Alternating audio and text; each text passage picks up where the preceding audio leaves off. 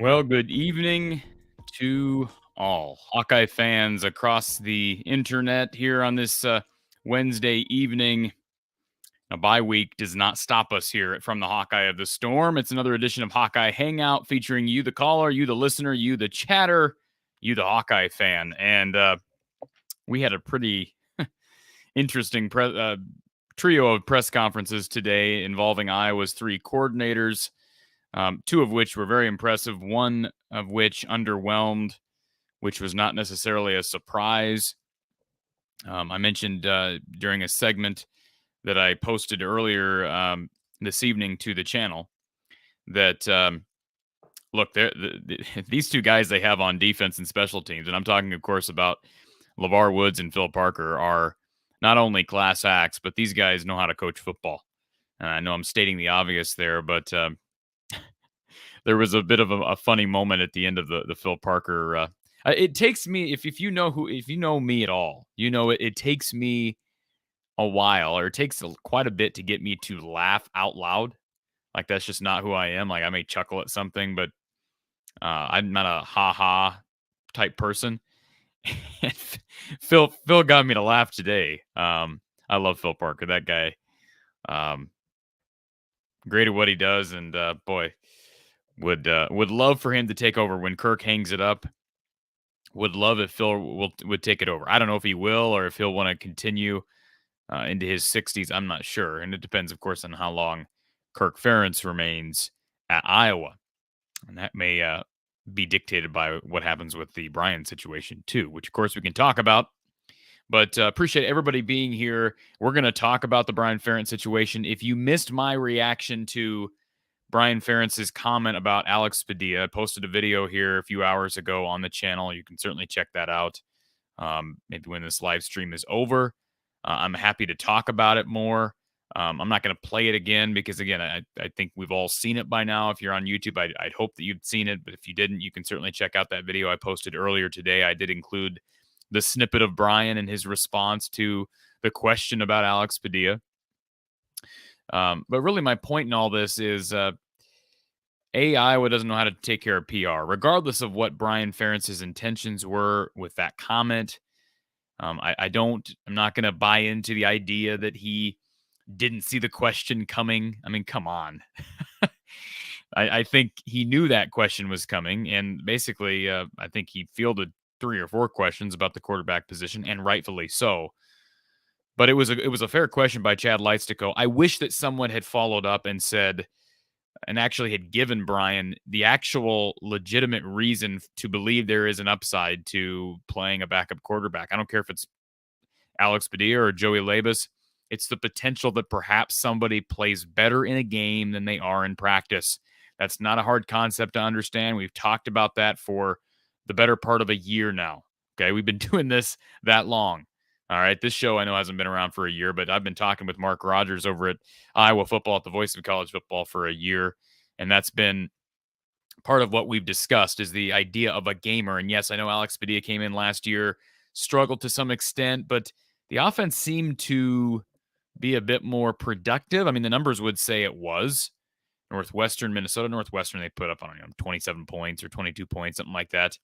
But they scored like somewhere in the 30s against Minnesota last year with Padilla as the starter. And yes, I know he struggled first half against Nebraska. Whoop-de-doo.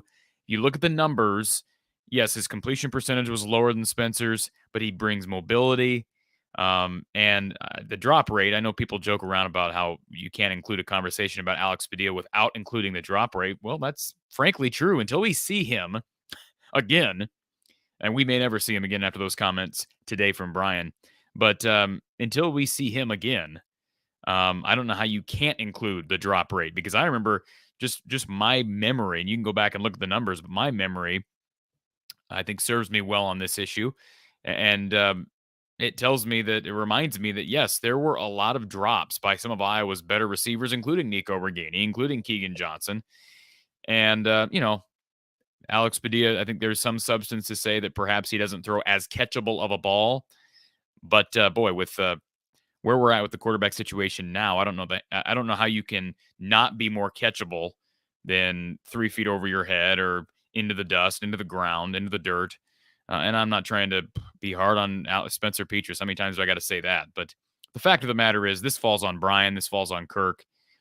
But that's the whole theme of this show. You probably saw the title as you came in. Who takes ownership? Because that's the question. Now, one thing I have to do, because I know people are going to say they don't have the link, and it does say link in description below. So let me take care of that briefly here. I apologize for not doing it in advance. What you may have to do is go out and then rejoin. I don't know if it'll update. I'm going to add the link here at the top of the description so that people can call in. Of course, as always, you can call in by StreamYard. I did just add it to the description of this stream here on YouTube. If you don't see it, you go down in the description. It's not there. Just leave the video, exit out of the video, and then come right back, and it should be there as you reload the page. That's my fault for not having that ready, but it should be there now. So what I'll also do is I'll add it to the chat. How's that sound? So if it's not, if you don't see it in the description and it's too hard to follow these directives, we can post it to the chat. All right, I think we have somebody on our phone line here to start things out, and I know we've been having problems with the phone line. I tried to get this resolved. Let's see if we got our first caller. Can you hear me, sir? Lomansky on the phone, Corey. Lomansky, and you're coming in loud and clear. I think you're coming in loud and clear to everybody. It's good to hear from you, sir. Well, you're loud and clear also, so thanks for fixing that. Do you know anything more about, do we ever get the coach that got the penalty or warning on the Illinois sideline? Did we ever get to the bottom of that? No, I'll tell you, I'm never going to sit here on the air and take shots at Iowa media members, because I know, most of them are, if not all of them, are hard workers, I'm sure. I don't know. I can do that for you. Let me do it if you want me to. Well, I'm just disappointed. Continue. All I'll say, and listen, it's easy for me to sit back here. I wasn't at the press conference today as much as I would have liked to have been. I'm disappointed that question wasn't brought up. I don't know what would have been wrong with asking that question. So I'm disappointed. I'm disappointed that wasn't brought up. I'm disappointed that nobody asked Brian about what he was laughing at the end of the game. I know some people thought we blew that out of proportion, but I think it was a worthwhile question to ask. But yeah, I mean, I understand the criticism there, Lomansky. Well, I apologize for not looking at your material today. I've listened to this assistant coach thing 2 times and was on the way to a third. And I bring up that penalty thing, and I'm looking for my notes. And there's a section of the question answer, and I'll get some positive stuff eventually, but my blood pressure's up. And Brian was talking about, I think, about how to improve, and he talked, here it is, I found it. He was asked about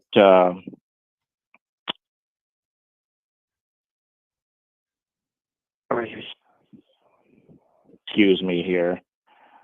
He listed some things that could be done better.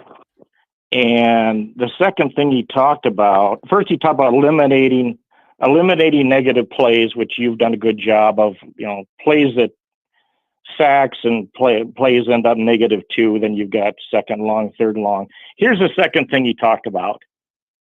He talked about penalties. He talked about 4 weeks we're good at penalties. The last 2 weeks we weren't good at penalties, and we have critical penalties. I think if Corey Brada or Lomansky was in there, what a great time to follow up, because he brought it up. The coaches are getting a penalty against Illinois. Let's own that, Corey. Let's own that as a coach. I sure as hell would. What's weird about that is Lomansky. What's weird about that is those penalties. I don't know the rule. In fact, I asked Don Patterson the same question. If you recall, we talked about this after the game on Saturday, but Iowa did not receive. Really, they weren't punished for the second unsportsmanlike conduct. So you had 2 unsportsmanlike conducts that play. One on Luke Lachey, which was bogus, ridiculous call on Luke Lachey, and then one on the coach, which apparently cancels out. So 2 penalties for Iowa, 2 unsportsmanlike penalties for Iowa, cancels out 1 for Illinois. I thought that was odd, but I'm not a rules expert. But you're right. That was I don't know why that wasn't asked. I know there were a million other questions people wanted to ask Brian, but we kind of seemed to rehash the same things over and over again. But yeah, it certainly would have been valid. To give them their due, they did dive into the quarterback situation. I was proud of the media for doing that. Well, how could you? Well, no, let's not be proud of that. What's there to be proud of with that, Lemansky? I mean, what else can you imagine them not bringing up the quarterback position? I mean, well, I respect your comment. I learned something from Brian's reaction to that and talking about that. There's in the response to the assistant coach's presser, and there's a guy by the name of, I apologize for not remember his first name, but it's METZ is the gentleman's name, the man that made the comment to the assistant coaches. And I read every one of them. And here's what he says at the end. And it really hit home to me as being as the high school athlete with average talent. He said, imagine yourself in the quarterback room hearing that you were never thrown, how do I say it? You were never thrown a bone. Yeah, we could get a package in for XYZ backup quarterback. He's got talent doing this on a certain, just like the other 2 assistant coaches did that today. You agree, Corey? They did that to certain backup players. The guy in the scout team, that was LeVar, wasn't it? Yeah, they were talking about the guy. Go ahead. Yeah, they were talking about Louis Steck, who is working in on kickoff returns, I believe. And then, who was the guy they were? They were talking about Devin Hilson on scout team. Yeah, and how they had to move him from scout team up one more level. He was doing such a job at challenging the people that what do you call it on the backup list. That they moved him up, he's doing such a good job, and that was motivating your players. You've got to be thinking about your players like they're your children, and so when they talked, this gentleman on the chat responding to the assistant coaches, he says, imagine you're in the quarterback room and you just heard Brian talk today, and you can't help the worst offense in college football be better. I thought of Deuce Hogan. When I read that, Corey, Deuce Hogan popped in my head so freaking fast. It was amazing. It just instantly, my brain thought of Deuce Hogan. So let me just say this, Lemansky, because you didn't see my take on this earlier, but I want to expound on what I said earlier a bit. And I'm not defending Brian Ferentz. People probably, if you listen to my channel, I made it very clear where I stand on Brian Ferentz and the experiment there at offensive coordinator. But let me just throw out a possibility of what he meant, not excusing it, but what he meant, Lemansky, because as I listened to that a second time, it made me pause, and I could be wrong. And he may have tried to cover his tracks after he realized he made another gaffe. But could he have meant what's the upside, as in we don't know because we haven't seen it? It's unknown. We know what we have with, because he kind of said that afterwards. We know what we have with Spencer. We don't know what we have with Padilla. Now, that doesn't, to me, it's still a dumb comment to make, because it's clear how everyone would have taken that, how everyone did take it. In fact, I've seen people in the Iowa media who have already written about that quote. But you see what I'm saying? I'm not trying to defend him, but could he have been saying, instead of saying, implying that there isn't an upside with Alex Padilla, or that it's silly to think there's an upside with Alex Padilla, that it's just simply unknown? You get what I'm saying? I do get what you're saying, but I'm going to segue into the 3 different coaches, their communication ability. And everybody that practices Iowa football, they listen to this thing. You'd have to be fool not to. You agree with that? Listen to what? The assistant coach is getting interviewed. In today's world, technology and most of the team would listen to those. Wouldn't you agree, Corey? Well, I don't know that they're sitting there listening to him, but there's no way to avoid it if you're on any form of social media now, because people are immediately tweeting about it. So let's go back to my next major thing, and you can cut me off and go on to somebody else anytime you want. You can do that with me anytime. But the University of Iowa is very famous for its children's hospital. It's also very famous for a thing called Writers' Workshop, where the greatest writers in the United States take a summer and learn how to write better. Now, that particular educational part of the University of Iowa, because I went there, permeates into your freshman classes. You take a lot of writing courses, reading courses. My TA ended up writing a novel that was published by the name of Kevin Destinger. Learned so much from him as a person, not just scholastically. When I listened to those three assistant coaches, and I wrote down how many minutes they talk, Brian has a 3-minute on and on. He's got another 3 minute. I timed them, went back and timed all these. LeVar and our defensive coordinator, most of them are a minute and 15. Corey, I want how you reacted to listening to all that, because Brian was first, LeVar was second, and then Parker was third. I focused so easily on two of the three. When I listened to Brian Ferentz, and I've told this to you before, I just don't think he's a good communicator. I can't even stay focused on what he's really talking about sometimes. Sometimes I can. The best one was like a 5-second response where he said no about is Labas closing the gap, and it was 11 seconds. No, that was probably his best reaction of the night, trying to be funny. But I can just sit there, imagine, you're a teacher. What did two out of three assistant coaches do right away? What was the difference of their opening remarks? And it's a tough question, Corey, but tell me what the difference was. What did two of the three do that Brian didn't do right away? Boy, I don't remember. I watched that. I watched okay. it too. I really, Lemansky, I watched it. I watched it once, and I was more than anything, I just took away how great of communicators, like you did, how great of communicators and how much those two guys at the end know about football. Not that Brian doesn't, but I agree with you. They're much easier to listen to. Did you learn so? Oh, say it again. Did you learn anything about football listening to all three of them? Learn something about football you didn't know before. Well, it's not like they're talking X's and O's. To me they were, because LeVar was talking about the value of the long snapper, which nobody talked about. I knew about that, but he talked about, compare that to NFL, how good they are. And, Parker talking about, here's what I learned, looking for perfection. And of course, you're never going to reach it, but at least you might approach being excellent. At least you won't be running around the field being average. Wow. That's powerful to me, just as a communicator. What the two guys did right away, they talked about what beautiful weather we had. Parker got his honey-do list done. Bet you guys glad you got a Saturday off, you can get something done. LeVar comes in and talks about what a beautiful day, the changing of he connected with his audience.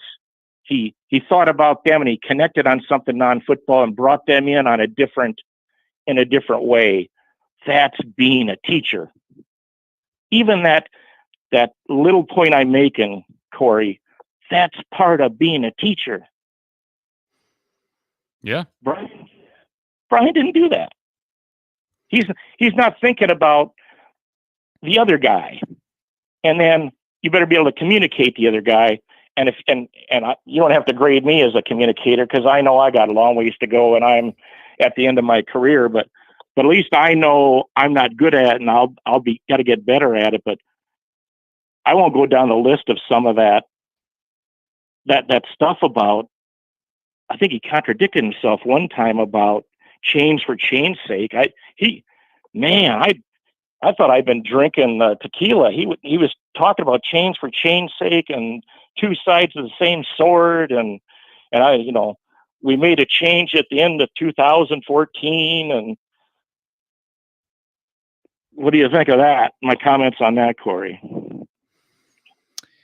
Yeah, I mean, again, Brian has never captivated a person's. At least he has never captivated my attention. Who was it in the media that did a 6-hour interview with Brian? And the was that Scott Doctorman? I don't remember who that was, but 6 hours. I cannot imagine sitting down with him for 6 hours. And again, I have nothing against him as a person, but I agree. I just would have a hard time doing that probably with anybody. But you're right. I think even though I mentioned earlier in my show today that I think Brian what seemed less nervous than I expected. There's got to be a lot of anxiety going there and facing the media, given the circumstances of Lemansky. So I don't want to excuse his what's the word, filibustering, right? That's the term that he used actually earlier this year.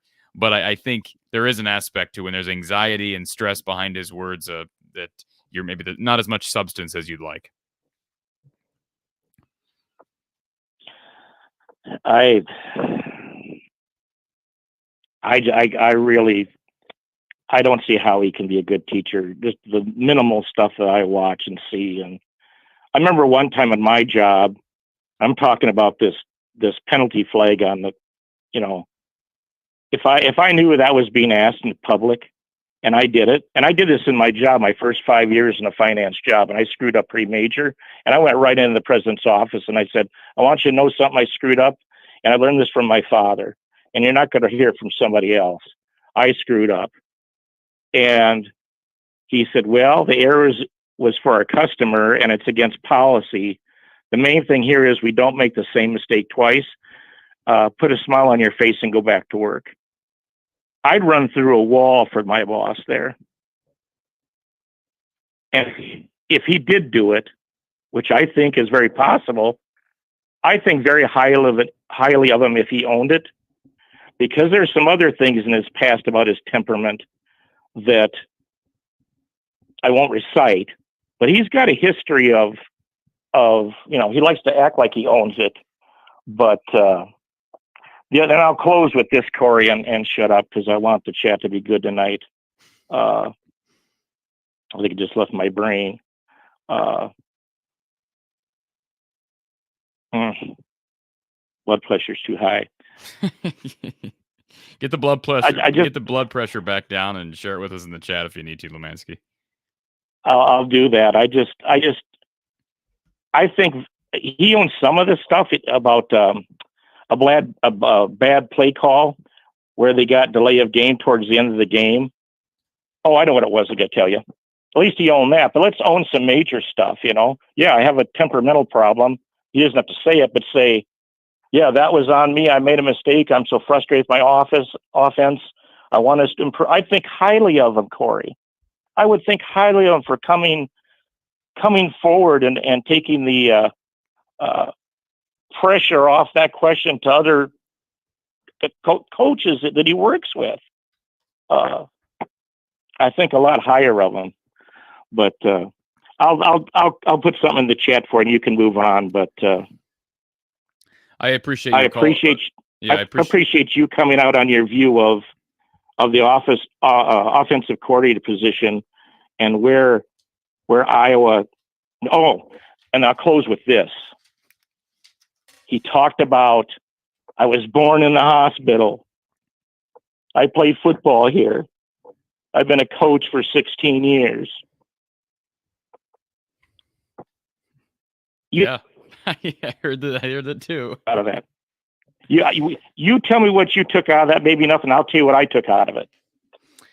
I took out of it that he I don't want to say he's playing the sympathy card, but he's acknowledging how much he loves Iowa football. And I think that's probably genuine. I mean, he has been. I mean, remember when Kirk was given the job, when he was hired, Brian was, I think, a high schooler, right? He was a young guy. He was a big guy. He was playing high school football. Yep. Yeah. So right. I have no doubt that he's being genuine there, but it didn't give me any reason to feel sorry for him. I don't feel sorry for the guy. He's a grown man. I think at that point in time, we know his history. And it's almost like he's trying to prove he's not entitled. There are some Iowa fans that say that's psychologically telling he is entitled. He's given enough that he deserves more time. I'll hang up and enjoy the show. Thanks for taking my call. Thanks, Lemansky. Appreciate it. And I've heard people say that. Yeah, I mean, That's not a new thought. I'm no psychologist, but I have heard people who have kind of given similar viewpoints of not just Brian, but when people say things and they view it as compensation. But certainly, I'm no position to comment on that. I guess. Let's get to Will, who's been on hold. Will, how you doing this evening? Good. How about yourself? I'm doing okay. I'm doing all right. Actually, I'm kind of excited for this bye week. We've got some good programming announcements. Actually, I'm going to be making a pretty big announcement here later in this show, and then we'll have some good programming here coming up for the bye week. So I'm excited to kind of have a brief break before we head into the tail end of the season, and then of course basketball. End of this month, their exhibition game. Yeah, I think we're all looking forward to basketball at this point. Absolutely.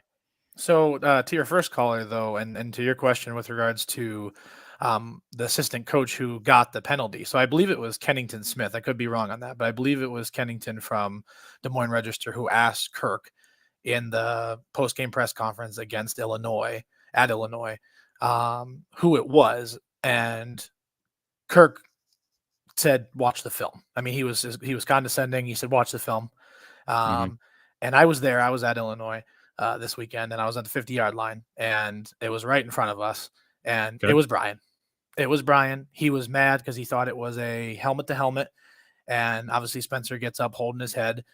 Brian gets in the ref's face. The flag comes out. So it was Brian. But again, like the first caller said, where's the accountability? I mean, why need to hide that? Can you expound on that a little bit, Will, as far as he got in the ref's face? Was he? I couldn't hear anything. I was 24 rows up. That Illinois is not as close to the sidelines as obviously Kinnick is.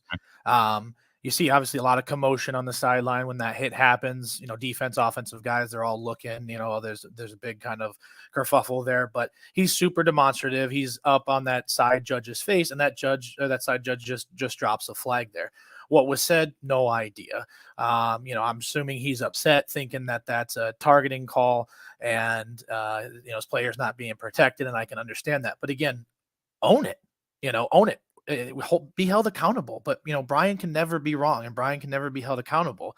If that was the assistant towel boy, I'm sure Kirk would have been like, yeah, that was our, this was this guy down here. Yeah, I mean, we'll talk to him about it. That won't happen again. That's a mental coaching error. But you talk about the players, the holdings and the stuff like that. They get numbers, they get names out there, but the coach makes a mistake and they're not held accountable. Well, I mean, what are we doing here? And I think that's where a big breakdown in the Iowa, coordinating and coaching, especially Brian's side of it, falls, because there is no accountability. And it's just kind of just like the press conference today. You just kind of shrug everything off and say, it's not a big deal. My biggest thing that came out of that, though, is that Alex will never play a snap. Never play a snap. I mean, Petrus is going to have to be almost unconscious.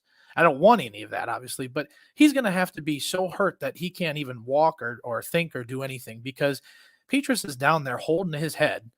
And I don't know what they're showing on the TV, but I'm there. So I see Petrus holding his head, and they don't even evaluate him. They don't even come over to him. The refs have a little chat. They review the play, and everything's hunky-dory. He's back out there. Wouldn't you think, especially with all the concussion protocol, that you might want to take a peek at him and evaluate, see how he's doing, make sure everything's good to go, even give Alex one play just to kind of get Spencer's bearings straight and his bell unrung type of thing? I mean, that was big tell for me. I couldn't believe that he was back out there that next snap. Well, that's a good question, because Spencer did say after the game that he was evaluated, but correct me if I'm wrong, and I have a bad memory with these things. That was not the hit was not on third down, correct? I mean, they had to replay the down because didn't they replay the down, or no? It was a dead ball foul. So it was dead ball. It was after the fact. So he gets the first down, then penalty, all offset. Nothing really happened. So first down. Right. So he came right back out for the next play. It's not like he came in for the next drive. He came in for the next play. Yeah, correct? He was out there, in the huddle, ready to go. And again, if he just took a glancing blow and he's just kind of, playing it up a little bit. I mean, I can understand that too, but the optics again don't look great when somebody's holding their head. Look at Tua, when you talk about the NFL and some of these other things, and concussion and head protocol has been a big deal in football over the last 5-10 years because it is a big deal. So him sitting out there almost looking kind of dazed, but saying he's fine. I was looking at Petrus. I was watching the replay of their unsportsmanlike penalties and offsetting stuff, but I didn't really ever see a trainer go up there other than to give him a squirt of water, and maybe a hey, are you okay type of thing, and then go from there. Well, I hate to question. I'm not saying you're doing that. I hate to question Iowa's desire to keep its players' safety or safe, and I would hate to think that anybody would pick pride over proper concussion evaluation. All I can say is, as you saw, Will, they did. Petrus said he was evaluated, but you were at the game, and you're saying, I mean, I think to what extent was he evaluated? That's a fine question. I did see when it initially happened on the TV film. Will, have you seen the film back, the hit on TV? Yeah, I have. Yeah, it wasn't helmet to helmet, and again, if he's playing up for a little bit, he gives the shoulder to midsection, a little high at midsection. Is it possible? I think it's very possible. I'm not saying this happened, but it's very possible that the trainer come out and looked at him for 5 seconds, and Spencer said he didn't get me in the helmet. And that was it. 100%. But again, it's optics wise. He's holding his head. It's a whole thing. It doesn't look great when he's out there that next play. So that's kind of my point on that. But moving on from the hit and Brian's thing. The big thing that I'd talk about a little bit is, sitting there on Iowa's side, 24 rows up in Champaign. And I don't name names, but watching it with my own eyes, man, you see starting players on defense, be dejected. They're exasperated by the performance of the offense, helmets being ripped off the bench, hands in the air. Like, what are we doing here? You see that big head eye roll. There are defensive players' hands in the air after a gaff on offense. Oh yeah, first going backwards on first and second down at the 5. I'm not going to name names, but I saw hands kind of that half kind of like questioning, what's going on here, raising your hands up like what, and looking at each other and then turning right around, going back to the bench, grabbing their helmet, knowing full well that, they're going right back on the field. And I can't blame them one bit because I was doing the same and probably much more. And I feel bad for them because the defense goes out there week in and week out and has to drag our lifeless offensive corpse around the field for 4 quarters. And, the only way to get these guys a break has been Brian telling the offense to bleed, the entire play clock, which skews time of possession, so that these guys can get a breather. But good defenses know when you're doing that, so they know how to, read the snap and tee off. And I think that's what Coach Patterson was talking about after the game too, is these guys know how to read the snap because they not only do they know the cadence, but they know when Spencer's gonna snap the ball. I mean, it's no rocket science. You see the clock 5, 4, 3, 2, 1. I went to school at Iowa during the dark times of the Ferentz era, what I like to call is 2010, 2014. We went 4-8 one of those seasons. Not a good time. I've always been a Kirk apologist. During that time, I always said he was going to be able to turn it around. Right now, because of his massive blind spot with his son, I just don't believe he can turn it around. And I don't think it's ever going to change as long as he's there, because I don't think he will try to force his son out. You saw today the confidence that Brian has in himself. And I think it's crazy. I think we were all fooled. The writing was on the wall, big, bold letters. None of us wanted to accept it, myself included. But we were all led to believe this offense was going to be different, even after doubling down on themselves and Spencer. Tyrone Tracy, Charlie Jones, they transfer. That should have been the biggest indicator and red flag that this offense was going to be worse than last year, which is a crazy thought. But, I mean, here we are. Charlie went through all of spring camp, and he realized how terrible this offense was going to be, and he said, I'm out. Keegan Johnson's nowhere to be found. They say it's a soft tissue injury. I have a hard time believing that. I don't think it's accurate. Personally, I can't blame him because, again, why would you want to be, a part of this? And then fast forward today, we hear, I think it was Chad Lestokow asked Brian point blank, why not try something new? Why not? And his arrogance is why not? What's the upside? Brian says, what's the upside? Well, being 130 out of 131 instead of 131 out of 131. That's the upside. What did you think? You could get worse than last? I mean, that's not a thing. The definition of insanity is doing the same thing over and over again, the same way, expecting a different result. Gary and Kirk don't want to hold him accountable. He couldn't care less what the fans and media have to say, and neither does Daddy Dearest. Brian Ferentz is in my opinion, Brian Ferentz is the poster child for being born on third base and thinking he hit a triple. He has arrogance. He's entitled. The way he spoke today to some of the presser folks and the way Kirk did against at the end of the Illinois game. I hope there's a resounding fire Brian chant from the crowd in the Northwestern game, but I'm not sure how many people are going to show up because those tickets have gone from $70 to $80 to about $30 to $25 on StubHub. I think we're going to lose more recruits. I think we're going to lose the little offensive weapons we have.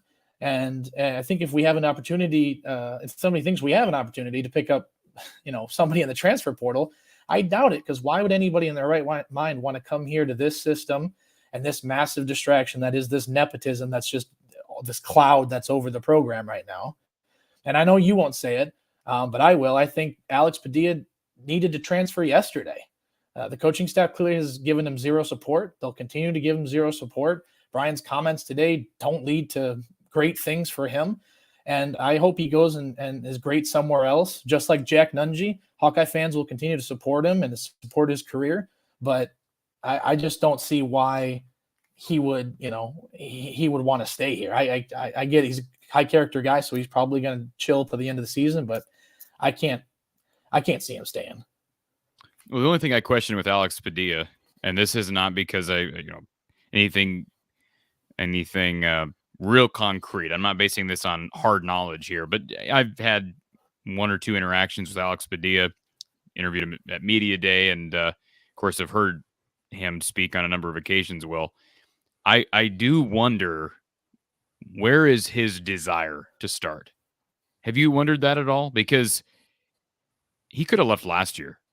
And I mean, when I talked to him, he could be putting on a persona to the media, but I did not get the feeling that he was rearing to start, like just aiming for Spencer's job. And you kind of have to be, right? I mean, you're trying to win that job as the quarterback. Only one quarterback can play. So now maybe he transfers tomorrow, and then it'll, that'll prove that, hey, he wants to start somewhere. But there are some guys who are comfortable being backup quarterbacks. I hope that's not the case here, because I can't imagine that would do well for competition in that room. So I wouldn't be dogmatic about that, but that would be my only question. What is Alex's desire to be the starter? Where is that at? I think it'd be, obviously that's a question for him, but I think what's the biggest tell and the biggest thing, if I'm Alex sitting in that quarterback room or on that team, and he goes out and he plays well. He wins games. Let's say that he wins games for us when he starts last year when Spencer was hurt. But I can't imagine he felt comfortable out there, because I guarantee you that he felt that any little mistake he makes, he's getting yanked. And imagine if he was given that wide berth that Petrus is given, that essentially he can do no wrong and he won't have to worry about losing his job. And I think maybe that's where Alex has kind of resigned himself to realizing, hey, these guys think that Spencer is it, and so I just have to kind of do my role and do my job as a backup, and maybe I get a shot, maybe I don't. I know he's got a COVID year too, but God have mercy on all of our souls if Spencer takes his COVID year. I know he said he's not going to, but they already doubled down on him once. If they triple down on him, like I know they're going to triple down with Brian next year as OC. I wouldn't be so sure about. I really would not be so sure about that, Will. I at this point, unless something changes, I know that some people are going to laugh at this. I don't. I have a hard time seeing him coming back next year. I think Brian finds a way out. Well, I just know he was looking for a way out this past offseason. True. I just don't think there is a way out for him. I think, and it's crazy that he says his dad isn't, obviously the question is for his dad to fire him when it shouldn't be. It should be Gary because of the nepotism rules in college. But whatever, his dad's not going to fire him. Gary's not going to do it either because Kirk doesn't want it. So the only option that I see is that somebody else wants Brian in some other role and he goes to it. He was a tight ends coach at New England and he had Hernandez and Gronkowski as his tight ends. One year though. I mean, I think it was. Let's see, maybe he was there as a tight. I'm trying to figure out how long he actually coached the tight end room. But I can't. What I'm saying is, I can't imagine that an NFL team is going to look at Brian Ferentz and look at his pedigree and look at his tenure at Iowa and say, "This is the guy we want for X, Y, Z." No, but he could go back. He could go get it if he's hireable as a tight ends coach or an O-line coach. He could. Kirk's got enough connections that Brian is hireable for that. I think he's a hireable O-line coach in the NFL. Maybe not. Maybe I'm wrong. I mean, again, the lawsuit doesn't help. No, and I did see something today that Scott Docterman released on Twitter. I haven't looked at it, but it sounds like Brian Ferentz and Iowa have made multiple pleas with the judge to dismiss the case, which of course they're going to. I think that's probably a formality from a legal standpoint, but I think what Scott was saying. Yeah, I think what Scott Docterman was saying was essentially they made multiple attempts to have depositions, and each time the plaintiffs have said, "No, we don't want to do it."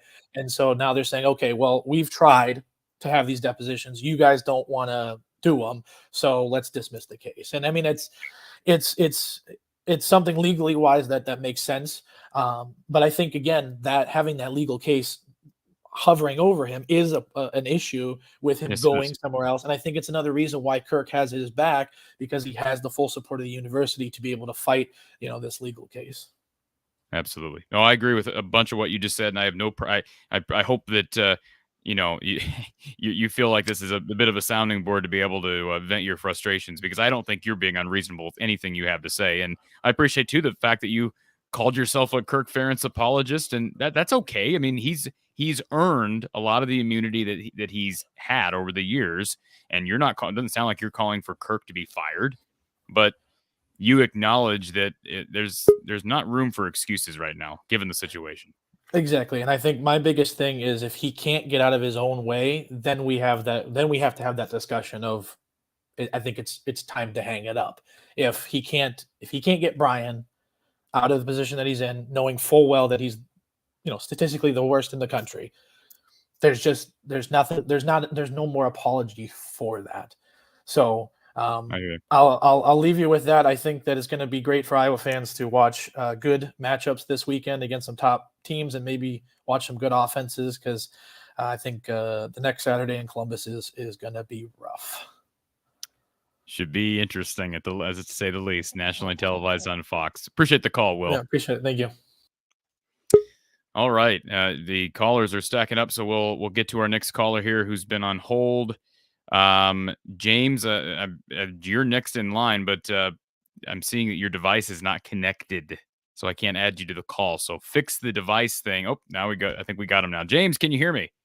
Yeah, I'm here. My bad. I just always turn it off because I don't want it on until I get ready to talk or something. That's just always what I am. But before you say what you're going to say, let me just take a moment to thank you, because I see that you're the latest to become a premium member to the channel here on YouTube. So thank you for doing that. Appreciate your support. I was trying to do it last time. I couldn't find it, but this time I did. So appreciate that. But what was I going to say? So the last guy talked about the injury to Petrus, right? I don't understand how he didn't have to come out for a play by the referees, because usually if you're injured, you at least have to come out for a play. Only if the helmet gets knocked off. No, well, I thought it was an injury too. If you get hurt, they didn't blow the whistle as him hurt though. I don't think that's the effect. I don't think that's to the discretion of the officials. I believe that's the officials only have that say if the helmet comes off for whatever reason, which doesn't make a whole lot of sense, honestly. If the helmet comes off for some random reason and he clearly didn't get touched or his head didn't get hit, why does he need to come out? And what you just expressed is valid too. If a guy clearly gets hit, I think that's fair to say the officials should be able to enforce that. But I don't believe they can, James. I believe it's only if that helmet comes off. No, I thought it was if he got hurt because like if you get hurt on a play, because it didn't for Penn State. I thought some people had to come out like when they blew the whistle that they were hurt. They had to come out for a play, and then they came back in the next play. Remember, because that's why we were booing them because they came back in the next play. Yeah, but again, they were allowed to come back in the next play. That's what I'm saying. Nobody, they had to take a play off, and then they came back in after that. I don't know. Maybe it changed. I don't know. They didn't blow the whistle either way, so it wouldn't have mattered no matter what. Yeah, was there ever an injury timeout though? I don't believe That's I what don't I'm think saying. there was ever. That's what I was saying. That? Like there was no injury timeout. Yeah, so there's no injury timeout. So perhaps if there's again, without looking at the rule book, there was no injury. If there was an injury, if I recall the Penn State game, there were injury timeouts involved there, correct? Yeah. Guys were laying on the field. I don't believe Petrus, they were sorting out the penalties, and I don't believe that timeout was ever called. So I think that's probably the difference. Yeah, I just didn't understand why it wasn't called. But want to be interesting, James. Want to be interesting if Petrus' helmet ever gets, like listen. I'm not wanting Petrus to have what's the guy for the backup? Or well, is he still the backup with Pittsburgh? Rudolph. The Rudolph. Rudolph, yeah, Rudolph's still there, yeah. Where he got his helmet ripped off by what's his face? Miles Garrett. Miles Garrett. I don't want that to happen, but I'm wondering, like, if that were to happen on a sack and somebody's pulling his face mask and he rips it off, he's gonna have to come out. So do you think I would take a timeout there just so he doesn't have to come out? Oh, good Lord. I sure hope not. I sure hope they're willing to put D in for a handoff. My goodness. But one thing I was gonna say too is I'm kind of interested, like next week, to see like if, because I'm going to be honest with you, obviously don't think we have a chance. You never know. Obviously, it's college football, but like I'm interested to see if it does go bad, if they even give Padilla a chance after what he said. Like obviously, we all think he should get a chance, but to me, it's just intriguing to see if he does actually get a chance. I don't foresee that.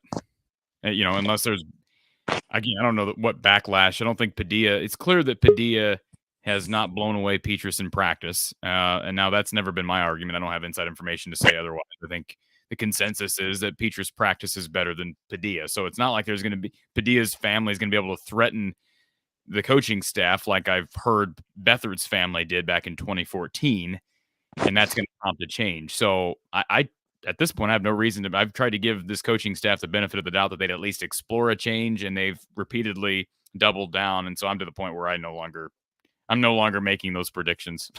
I'm just not going to do it. I get that for sure. One thing I was looking at too, some names entering the transfer portal like quarterback, because I think that could be something they're interested in, because like obviously I still don't think Petrus can come back. And then if Padilla leaves, you think they might have to go after somebody, because I don't know how high they are on Legacies. But like I seen that Bachmeier, the quarterback for Boise State, entered the transfer portal, and he was a 3-year starter at Boise State. So I don't know like if that's somebody they would look at.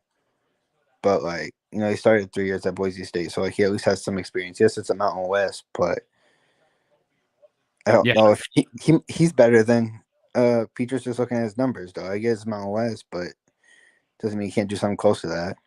Yeah, so that guy struggled to start the season, but I also think they had if I'm not mistaken, they had a coaching change that has played into that as well. Yeah, it's an interesting question. I think there's going to be a lot of guys. I mean, it's not going to be. I don't know if it'll be like last year where there's a bunch of proven guys, but my guess is that Cade McNamara will enter the portal. And I said to Mark Rogers the other day, I think Cade may be out of Iowa's league because there will be plenty of teams out there vying for a guy like Cade McNamara, who's a proven winner. But I agree with you on that. My bad. Especially like in Kentucky, maybe, who like loses to Levis. You know what I'm saying? Who knows how high they are and do something. Like you got to look at schools like that. Like Levis is probably gone. So Kentucky would probably be in on McNamara, and Kentucky obviously is right now a better option than Iowa. So like perfect example. I mean, who knows what Mark Stoops, what's going through his mind, but he's a Big Ten guy, so he's I'm sure he's aware of who Cade McNamara is. And like I said, there's going to be programs all over the country looking for a kid like that. So, But again, as you've heard me advocate on a number of occasions, if we fast forward 3 months or, go back to last year, where, I said, why not shoot for the stars like Wisconsin did with Caleb Williams? There's no reason not to. But again, I'm not going to make any more predictions. I've been told that. Well, I won't get into that. I won't get into that right now. But I think that what I'm saying is I believe there will be a better chance that they, and this is kind of stating the obvious, there's a better chance they go after a portal quarterback this coming off season than there was last year. So maybe that's stating the obvious, but I think that's safe to say, even though that's not something that's comfortable for Kirk and the staff. Yeah.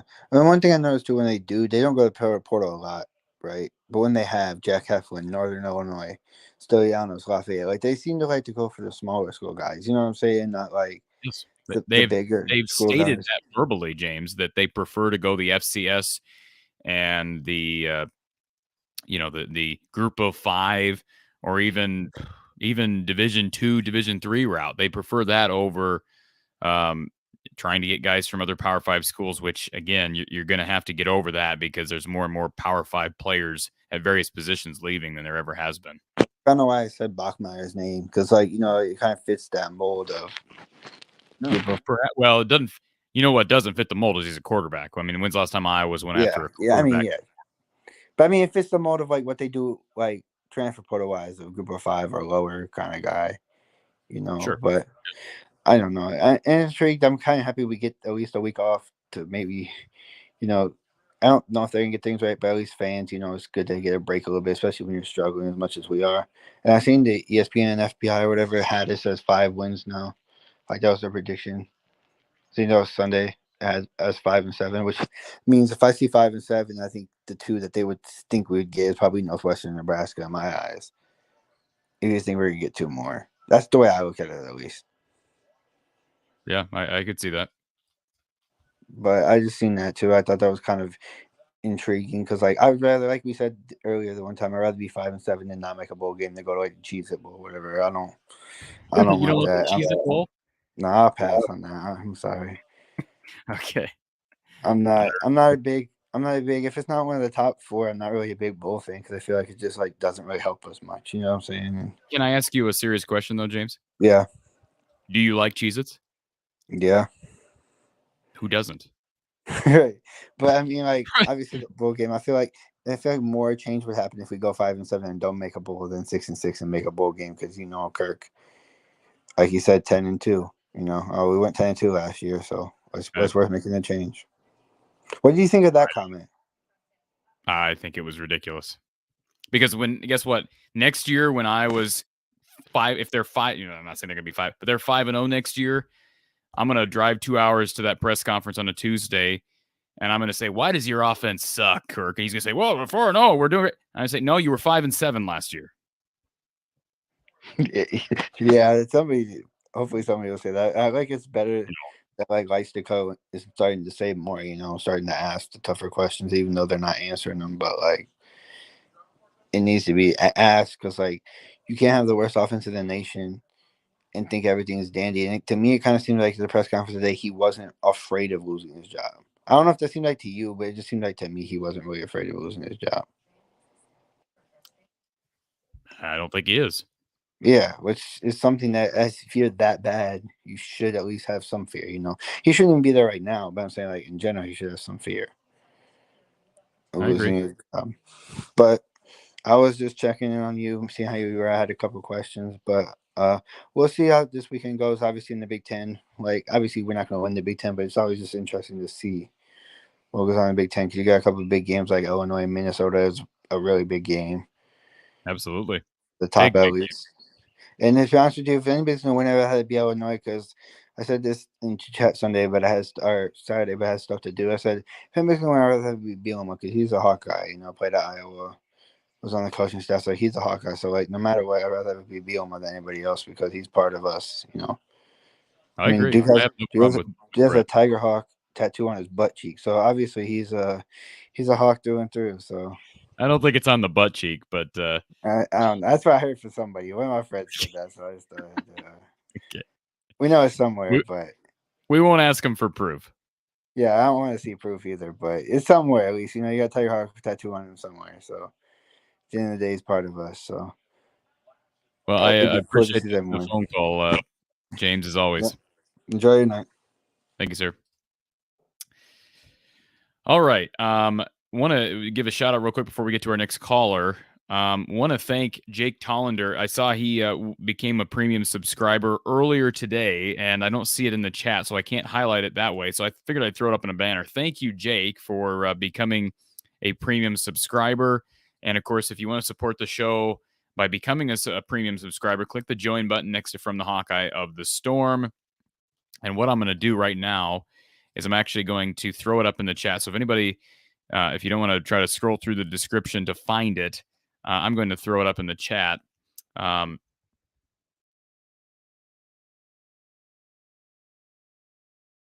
Just throw it up in the chat here. So if you are interested in becoming this should direct you to the right place, I hope.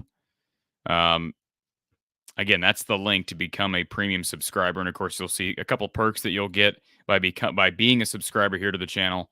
And again, appreciate everybody being here and everybody who's subscribed, who's become a premium subscriber. Even if you're here and you just like the video and you're not sold yet, that's all right. Stick around. Hopefully we'll get you to subscribe at some point. Appreciate everybody being here. We got about 250 people on right now on a Wednesday night, about 10 o'clock. We try to do this each and every Wednesday. And of course, this show is driven by Hawkeye fans like yourself.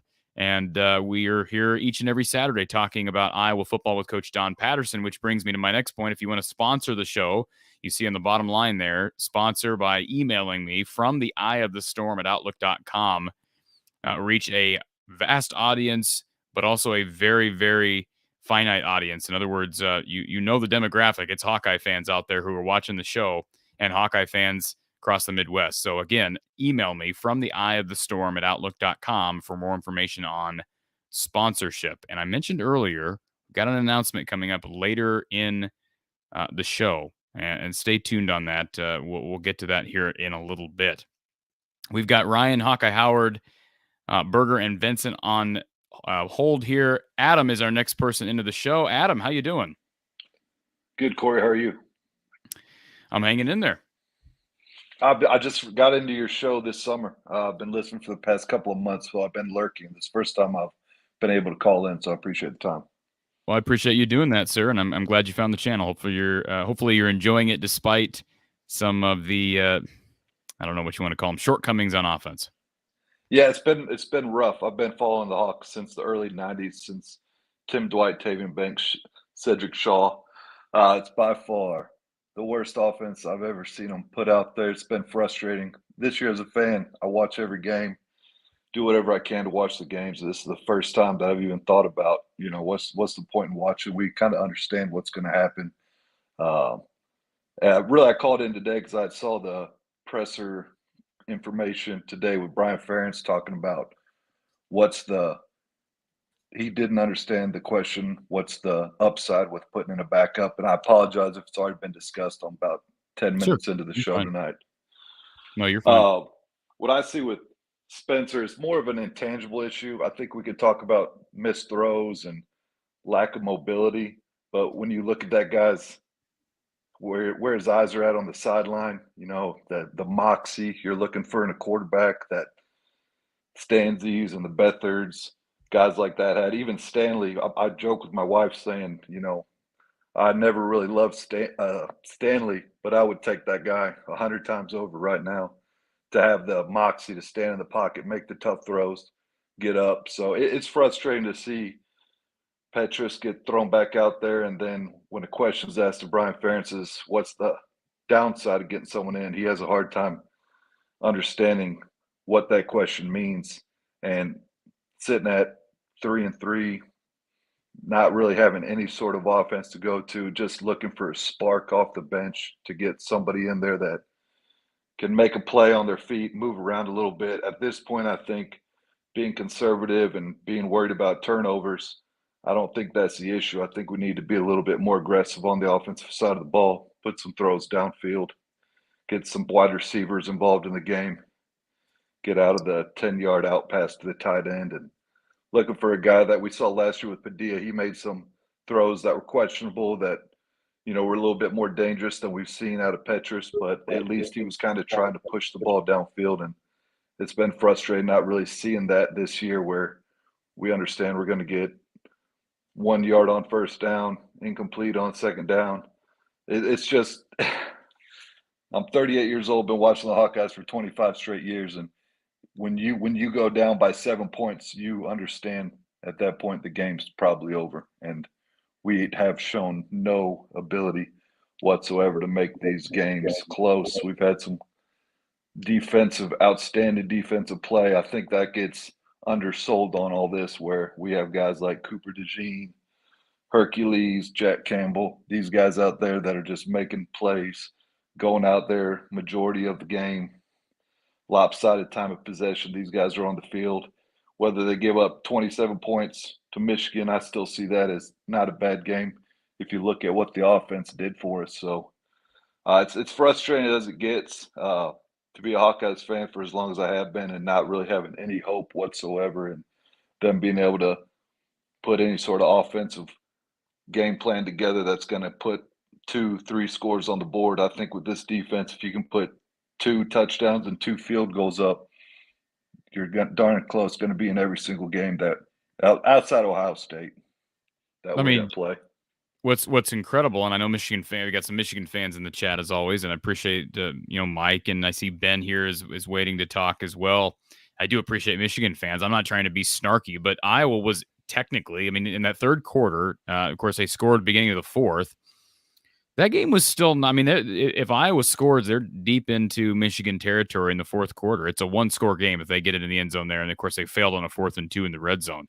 But my point is, as bad as you brought it up, Adam, as bad as the offense is, that's how good the defensive and special teams units are. And you're right. We've been saying this for, I know you just started watching the show in the summer, but man, I've been saying this for how long now, that the offense doesn't have to be great. It doesn't even have to be good. It just needs to be average. It just can't be bad. And it was bad last year and they overcame it. And now it's atrocious. And so, yeah, you're not asking for that much. No, and you're not. I'm with you on the whole Nate Stanley thing. I'll be the first to admit that I never called for Nate Stanley to be benched. I never did. I just never did. I rarely do that. But I was frustrated with Stanley at times. There were times where, Nate overthrew deep balls, had a hard time putting touch on the ball. He had his issues. But again, part of that's Iowa not developing and teaching the fundamentals correctly. But boy, what I wouldn't give to have a few games with Nate Stanley this season. Yeah, I think our record would reflect that with him at quarterback. I forget whether it was the Wisconsin or Penn State overthrow to Sean Byers, where he was wide open and Stanley missed that throw. I always think back to that. So, obviously he wasn't one of the better quarterbacks, but you put him in with this defense and special teams, I think we're looking at a different win-loss record. You're thinking of the 2018 game at Penn State. It was an overthrow to Hawkinson. Would have been a touchdown. Yeah, he was wide open and it was way overthrown. So there was never – I didn't love him, but I think he gave us a chance to win. He had that moxie, and that's just something I see with – I'm with you. I watch your show enough that you keep it middle of the road. You don't have outlier opinions one way or the other to, throw these guys under the bus or anything like that. But, the guy, when you look at his eyes standing on the sidelines, it looks like a deer in headlights. He doesn't have the moxie. We need someone like a gamer. I go back. I'm from Texas, so I always think back to Drew Tate. That's the epitome of what I call moxie. Somebody that's going to go out there and be a gamer, make a play, might not have the best decision making. Going back to Rick Stanzi throwing pick sixes, same thing. These guys didn't always make the right play, put themselves in danger, but they gave us a chance to win, and they really call them a gunslinger mentality, but they had that. And with Petrus, I mean, I always think back to, I think it was a 4th down last season, and he threw the ball out of bounds. So, yeah, you're talking about a 4th down play that doesn't matter what you do. You can force the ball, you can throw an interception, you can make a bad decision, but to at least try to make a play. And he threw the ball out of bounds intentionally. So that was the Wisconsin game, and they were down by 3 scores at the time. Yes, yeah. So you just think about the mentality a guy has like that to throw a ball out of bounds instead of try to make a play. And I think it says a lot about where his head's at. And seeing the comments today by Brian Ferentz was it really kind of opened my eyes. I'm not a fire everybody kind of guy, but I think at this point there needs to be changes made from an offensive perspective. Not a head coaching, but if that leads to that, it's what we need to do. But we need a change in philosophy. We can't do it midseason. But I think if we throw a quarterback in there to see what he can give us, it gives us a chance. I know the backup quarterback is always the most popular player on the team, but when you're looking at the offense that we're trotting out there every game and what our odds are of putting up some points, the best thing you can do, or an option to look at, which we know they won't do. Looking back to Vandenberg a couple years back, they'll put Stanley out there for every single snap of the play this year, and it's frustrating. So I that's what I wanted to give a call about. Talk about the comment Ferentz made in the presser today. You probably saw my segment earlier. I'm disappointed by it, but I think you're being reasonable, and we'll hang in this together, and we'll hope for, I don't want to say a miracle, but we'll hope for a change of mindset maybe at some point. Yeah, a change of mindset, or 3 defensive touchdowns a game. One of the two is our only hope. There you go. Well, I appreciate the time, Corey. Appreciate the show. You do a great show. Big fan here, so I'll be following you. Appreciate it, Adam. Have a great night. Appreciate the phone call. And great calls tonight. I know this is a fan-driven show, and we need the phone calls. So appreciate everybody being here and the people who are on hold. I'm not forgetting you, so just hang tight as you can watch the show here in StreamYard as you wait to get on. But appreciate everybody being here. We're going to get to one more call, and then we're going to take about a minute long break. Ryan, who has been waiting on hold patiently. Ryan, how you doing this evening, sir?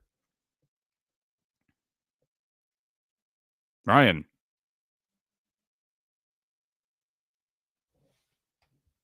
All right, Ryan's not with us. We'll come back to him. Hawkeye Howard, how you doing, sir? I'm doing all right. What's going on, Corey? You're on the road? No, I got tonight off, buddy.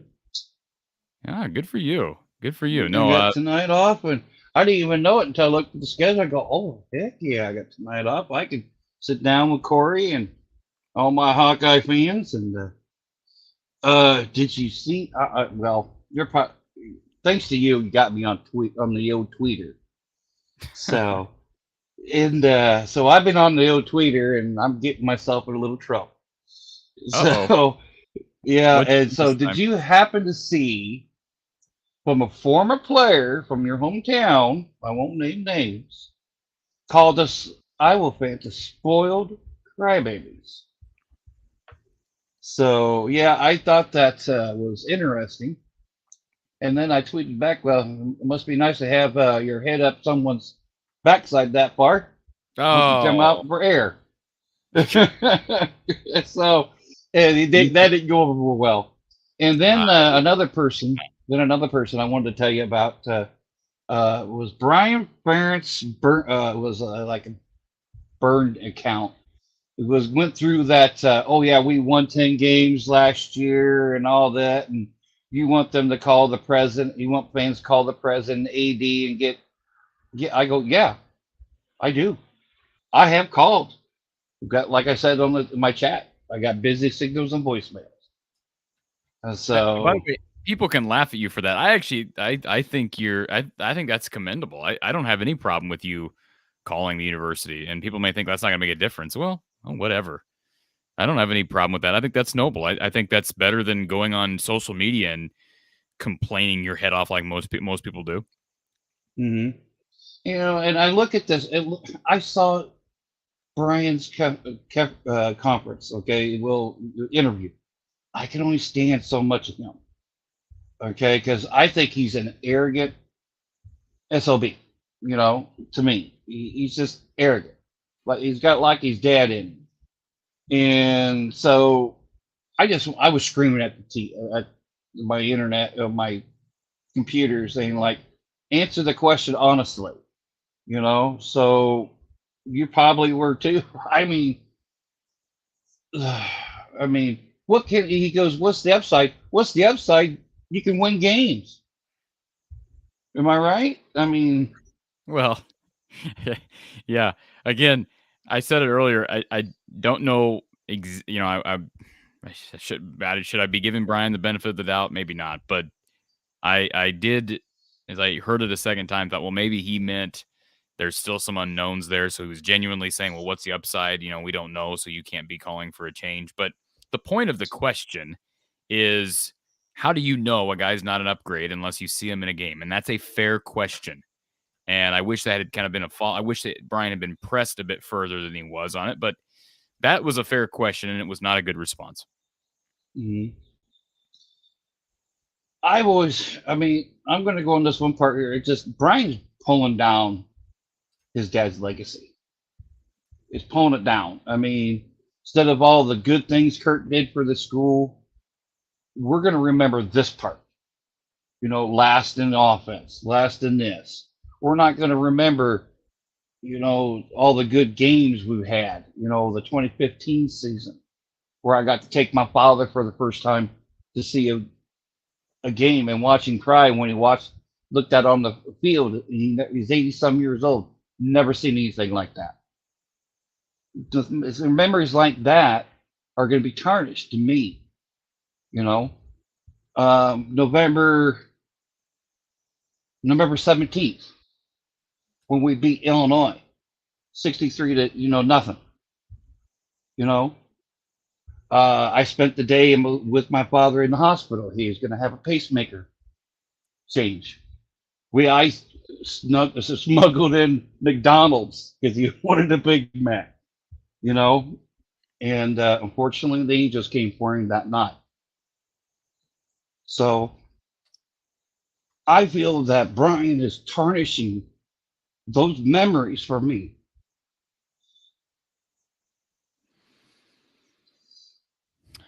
You have every right to feel that way, and I'm not going to judge you at all, Hawkeye Howard. I'm not in any position to do so, and neither is anyone.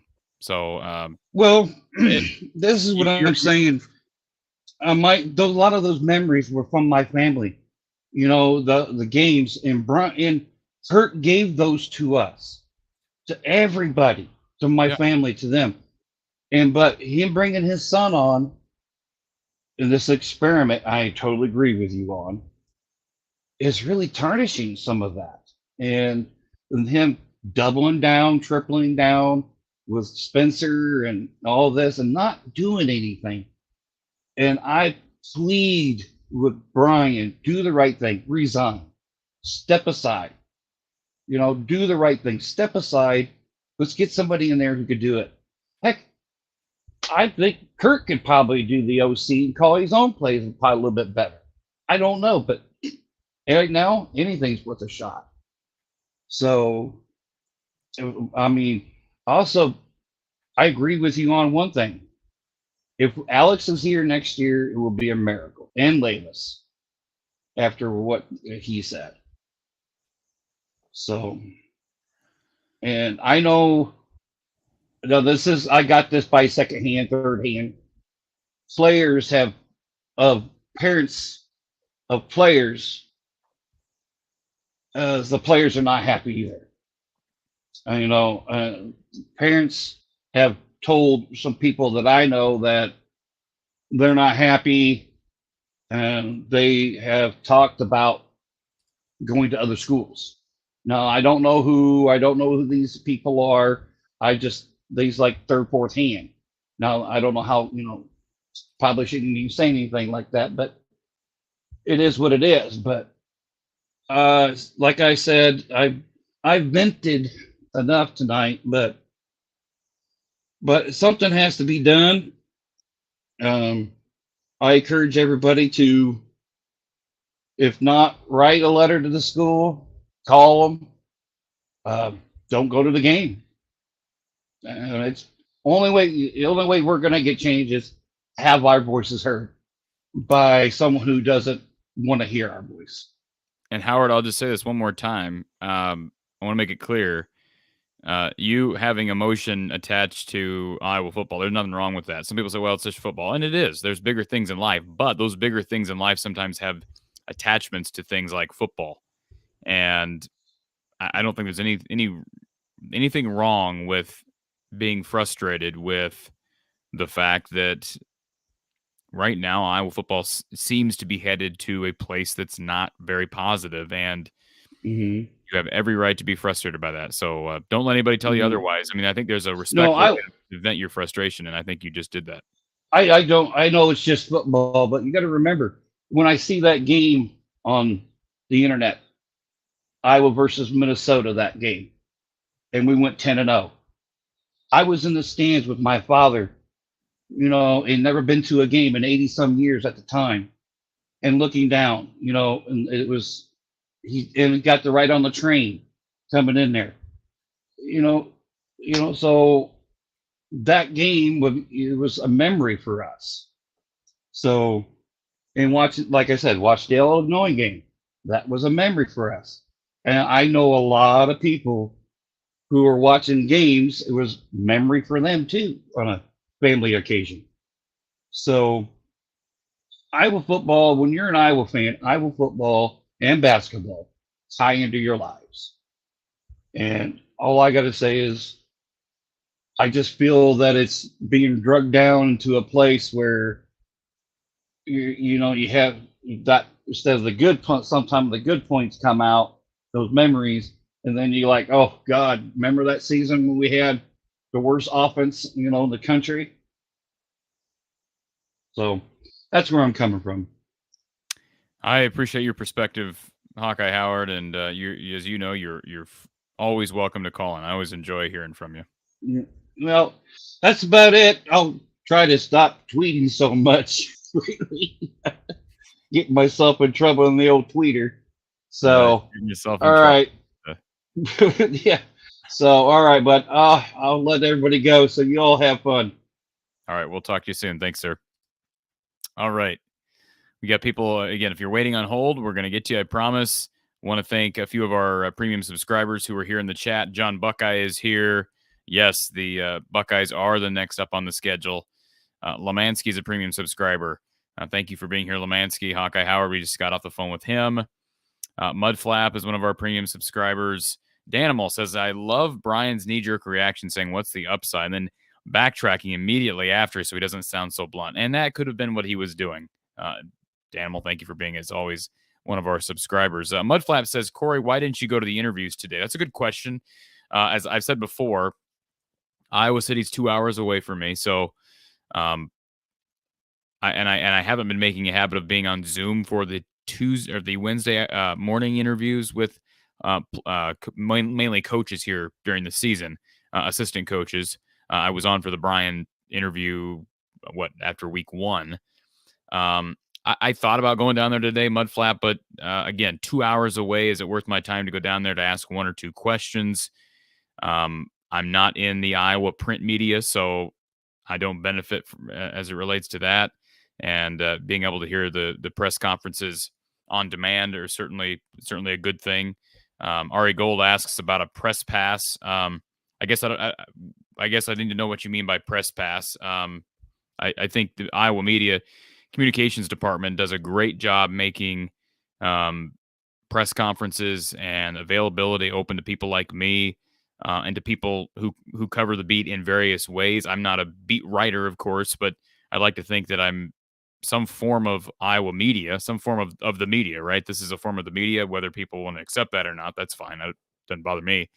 But I will say that the communications department is great, giving access. In fact, tomorrow, thanks to Matt Weitzel and Iowa Communications, we'll have an interview with a head coach. I won't say who, but a head coach that we'll be releasing here in the coming days, weeks. So that's an example of the access that Iowa gives, and certainly it's appreciated. All Country Boy, another one of our premium subscribers. Have you heard that Zach Wilson had a visit to Iowa before Spencer signed? As far as a rumor is concerned, that's not really a rumor, All Country Boy. I think that's, and again, without going back and actually finding that story, I know that Zach and Petrus both had offers here, and Spencer accepted the offer before Zach. I don't know if Zach took an official visit here. I just don't remember that, but you're right that Iowa was very close to landing Zach Wilson, and they basically took Spencer over Zach because Spencer accepted the offer before Zach did. And now, of course, Zach is the starter for the Jets. Kyle, one of our premium subscribers. As Spencer did say in the postgame that he went through concussion protocol. Yes, he did. I don't think it was probably too extensive, but he did go through a protocol. Mike is one of our subscribers, our premium members. What's the upside? Maybe not being absolutely last in the NCAA in offense. Kyle, one of our new members. Thank you, Kyle, for becoming a premium subscriber. I'm going to follow in Kyle's footsteps. Hit that join button next to the channel here from the Hawkeye of the Storm on YouTube. Again, thank you, Kyle, for becoming a premium member. Lemansky, appreciate the super chat, sir. After OSU runs up the score on us, no backup will play unless an injury occurs.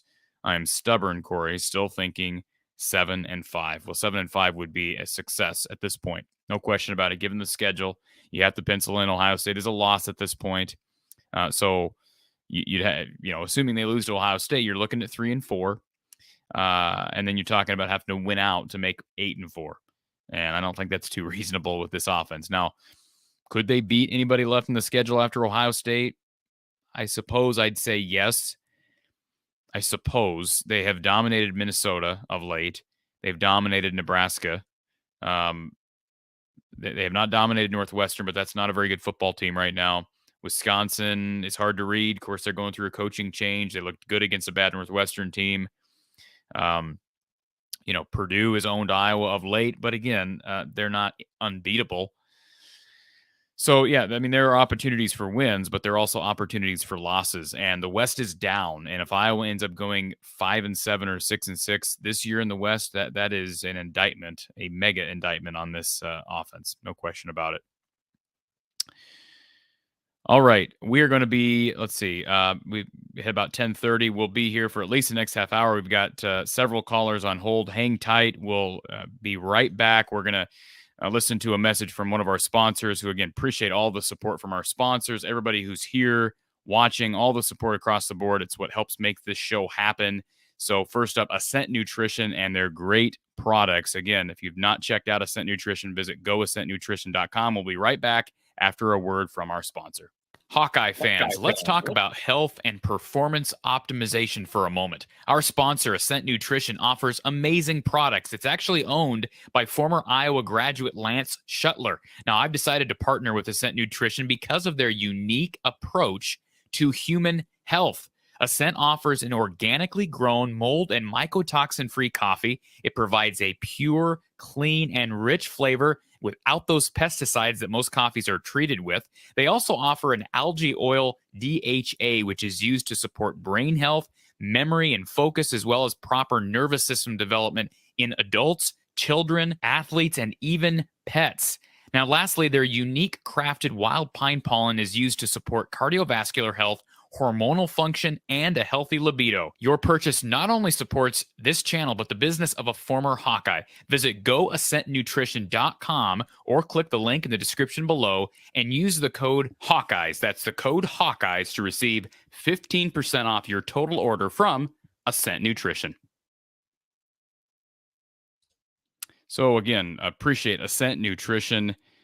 Goascentnutrition.com and use that code Hawkeyes, courtesy of Ascent Nutrition and this channel from the Hawkeye of the Storm, and you're supporting both a former Hawkeye and this YouTube channel. All right, let's try to get Ryan back in, who was trying to figure out his audio earlier. Ryan, can you hear me? And we'll see if I can hear you.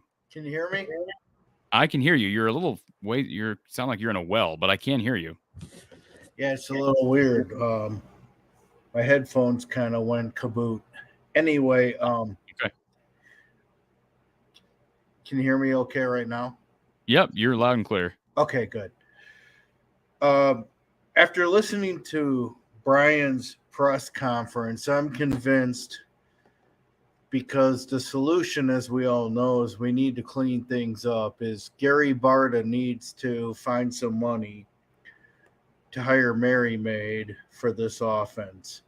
And that maid might be able to call better plays while Brian and Kirk and Coach Barnett work on the offensive line. I think that might actually get us up to 128 nationally.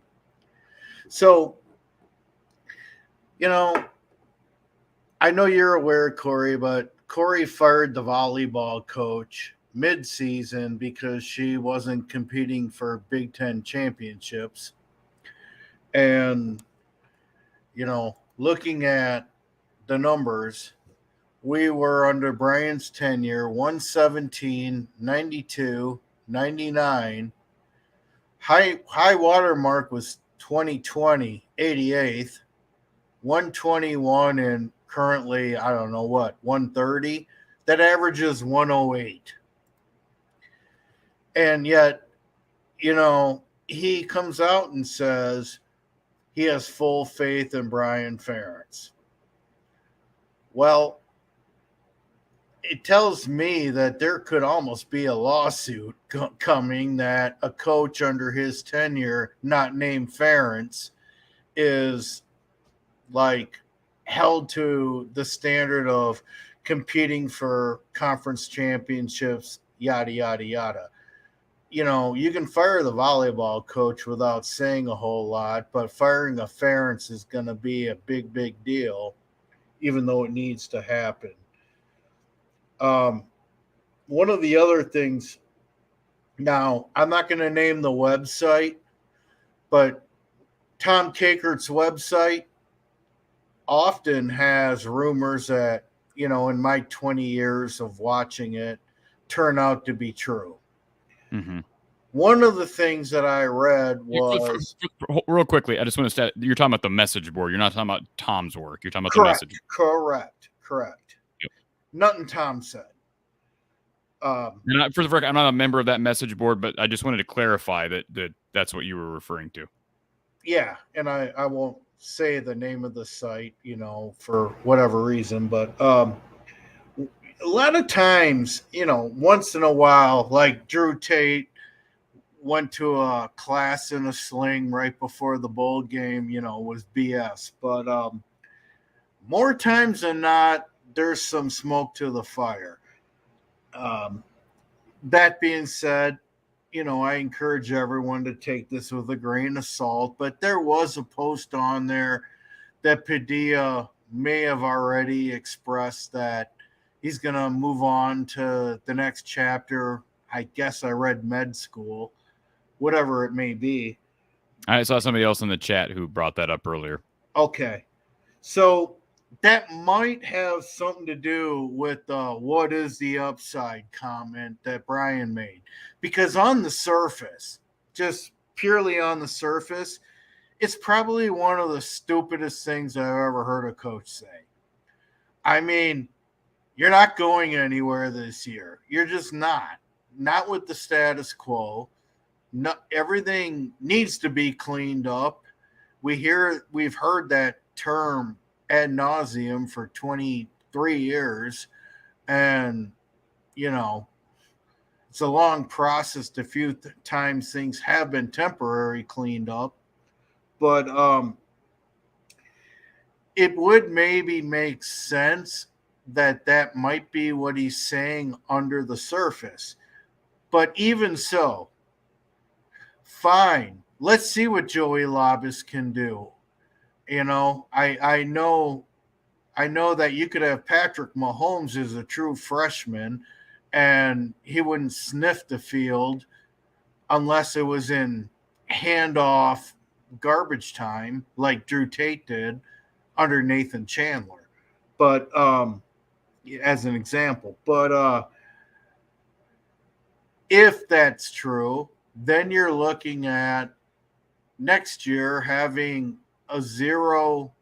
basically a zero competitive quarterback.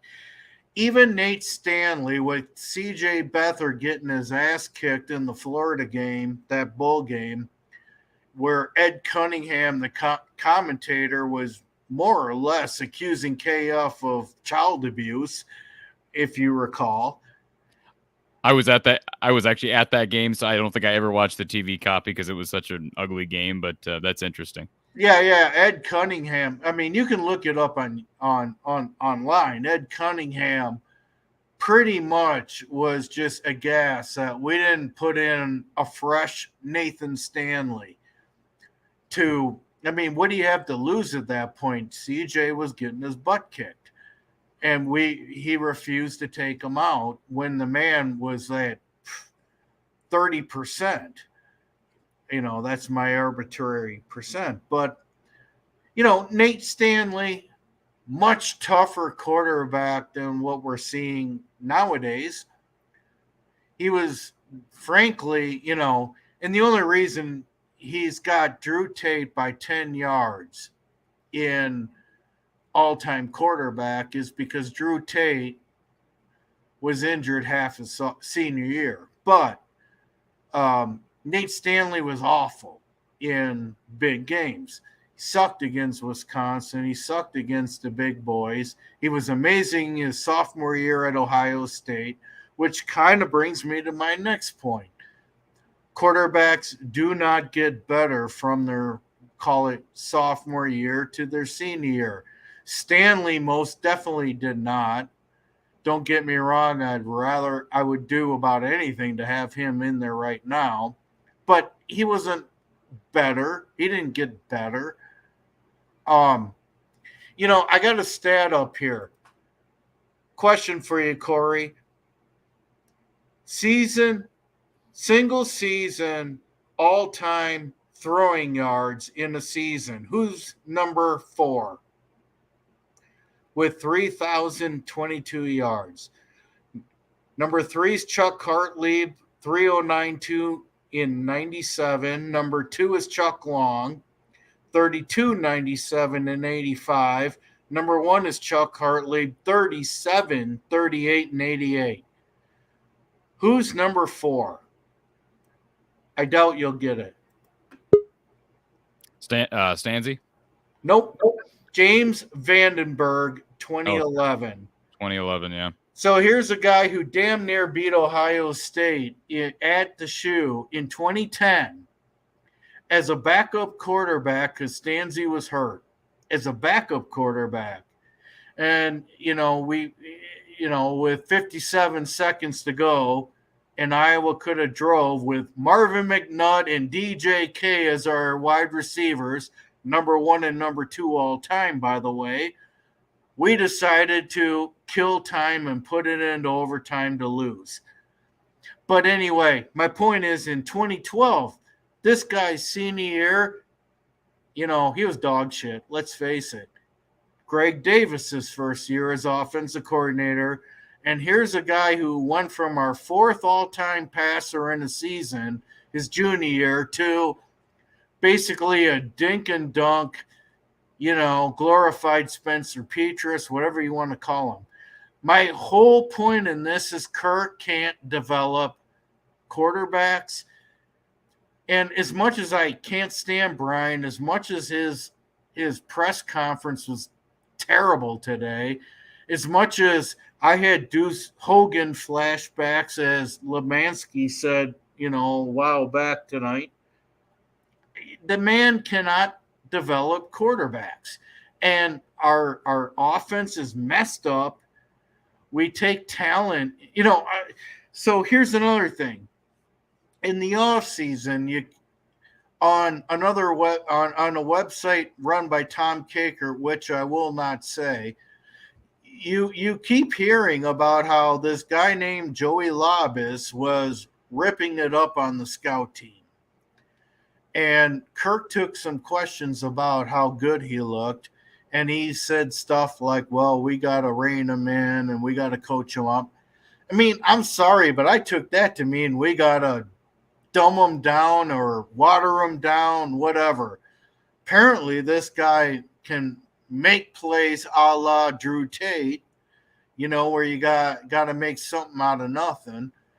But Kirk wants watered down quarterback, and that bothers me a lot. I understand where you're coming from on all of it, Ryan, and you're right about the quarterback regression. At least it appears that you're right on that. Stanzi's numbers improved in 2010, but the team was less successful, and you could say the same thing about Vandenberg, although he was not very good in 2012, but the numbers in 2011 were terrific, and that was not a great team. So I could say the same thing about Stanley. I thought he played better in 17 than he did in 18 or 19 collectively. exactly. Maybe I'm wrong on that, but his numbers he had some big games in 2017, the least of which being the beatdown against Ohio State. Now, I Petrus thought that was the game that was going to break this curse of, okay, we finally have a quarterback who's going to be a stud his senior year, a la Chuck Long, and not even close. I mean, and that's not knocking Nate Stanley, but he was amazing as a sophomore most of the time, especially Ohio State. You get Wisconsin's defense up there. You get Penn State, Michigan. He wasn't very good. Yeah. The last thing I'm going to leave you with is, it just bothers me that I feel like this is, there's a lot of people like myself and many others where it's kind of becoming an uprising. I feel like Kirk is starting to take this goodwill and he's rapidly losing it. And these lawsuits aren't going to help his cause in the offseason either. And I don't like seeing him going out this way, but, let's be honest. Most of Kirk's success has come on the backs of before Norm Parker and now Phil Parker. And you want a new offensive coordinator, great. Maybe we don't have the nepotism issue, but as long as Kirk is gonna have it his way, Greg Davis wasn't as bad at Texas as he was at Iowa, but I would argue he wasn't as handcuffed. So that's my thought. I appreciate your thoughts as always, Ryan, and see what we get in a week and a half. Last thing I want to ask you, Corey, is I'm not going to be on for a little while. I'm leaving the country because Iowa football is just, going to be all over the place. I got to get out of here. I feel bad for Coach Patterson. I feel like he's too dignified of a man for people like myself and others to just basically bitch. And yet, what else can we do? And so he's a real trooper for putting up with it.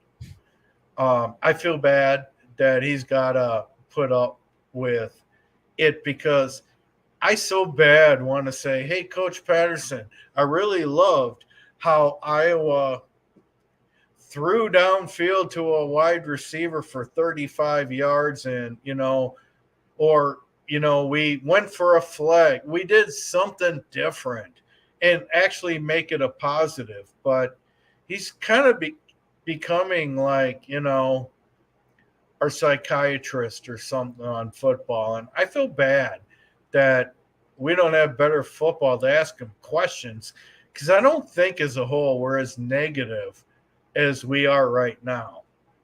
But it's really hard when, Gary Barta has full faith in a guy who's year 6 in and averages 108 out of 131. That's where I'm at, man. Thank you.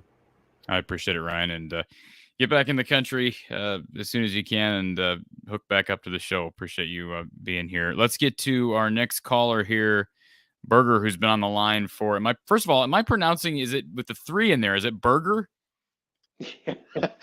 Yeah, my name is Micah Hirschberger, and over time online, people just start calling me Berger, and I changed the number in there just to make it unique. So yeah, it's Berger. And okay, correct me if I'm wrong here, Micah, but and this is how my mind works. I don't have a photographic memory, but I do remember certain things like this. Didn't you used to have a YouTube handle that was your full name? Yes. Yeah, I did. Yeah. Okay. So I don't know why I changed it. It was just, needed to switch up a little bit. But I appreciate it. Yeah, no, but thanks for taking my call. And I wanted to shout out to Hawkeye Howard. That really strikes a chord with me too. his whole point about the legacy and just Iowa football. You remember your moments in life a lot of times by sports, by big sporting events. Like I certainly do.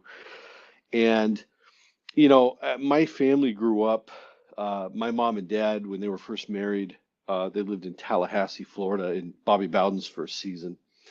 And they became, my whole family became huge Florida State fans. Then we moved to Iowa when I was 4 years old. And I became a big Iowa Hawkeye fan somehow. I always accused them of child abuse for letting me become a Hawkeye fan versus Florida State. But I became a Hawkeye fan, but I still, followed Florida State and everything. And, Bobby Bowden, we used to just have big family get-togethers to watch Florida State football. And I'll never forget, during the 90s, Florida State was in the middle of a run where I think they finished 14 straight years in the top 5 in the AP poll at the end of the year.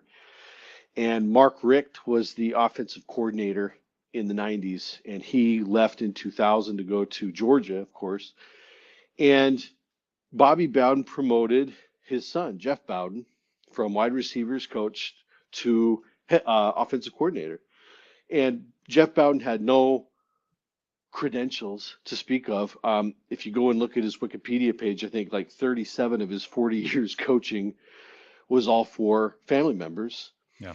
And he drove that offense into the ground. And Florida State, they never have recovered from that. They went from 14 straight years to the top 5 to when Jeff Bowden was forced out by the boosters, much to Bobby Bowden's ire. I mean, he was livid about it. Bobby Bowden never finished higher than 21 in the polls after that. And Florida State never really recovered until the one year they had Jameis Winston and Jimbo Fisher. And they're still trying to recover from that. And it's just sad because that's how my whole family, my football family, that's how we remember Florida State. That's how we remember Bobby Bowden, is the travesty, the way that he went kicking and screaming out of that because of nepotism. And it was straight up nepotism. After Jeff Bowden left the Florida State program, he never got a job. The next job he got was at Northern Alabama when I think Terry Bowden went from Akron to Northern Alabama to become head coach and brought Jeff on. But it was so obvious. I remember going to a game there where fans were actually calling from the stands the plays. They were predicting the plays, and they were right most of the time.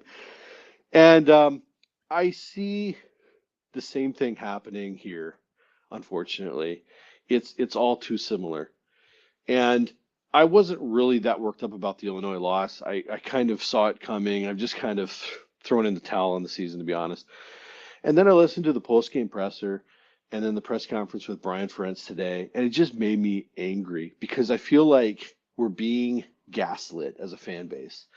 I remember listening to you and Coach Patterson talk about this offense going back to the offseason, and it was like, I remember when they announced that Brian Ferentz was going to be promoted to quarterbacks coach, and everyone was like, this is such a bad idea.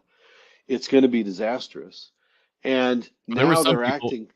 I'm not trying to just toot my own horn on this, Burger, but there were some people who said, we're jumping to, let's just wait and see. Let's not. That's true. Yeah, you're absolutely right. Yeah. And I was not patient. And you remember my reaction. I remember that day going on the air. I've never been more strong in a feeling on a coaching decision as I was that day. You're absolutely right. There was no question in my mind that was maybe the worst thing Iowa could have done. Yeah, no, I'll give you props for that. And I remember, I think it was the Locked On podcast, Hawkeyes guy, that he just made a huge argument. No, this made perfect sense. It's just like, how could you possibly think that? But no, I mean, I would say most people, most fans saw this as just a really bad idea.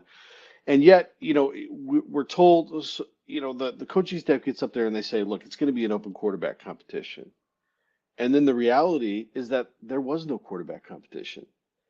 And then when you bring that up, they come back with, well, it all took place behind closed doors, not in the open practices.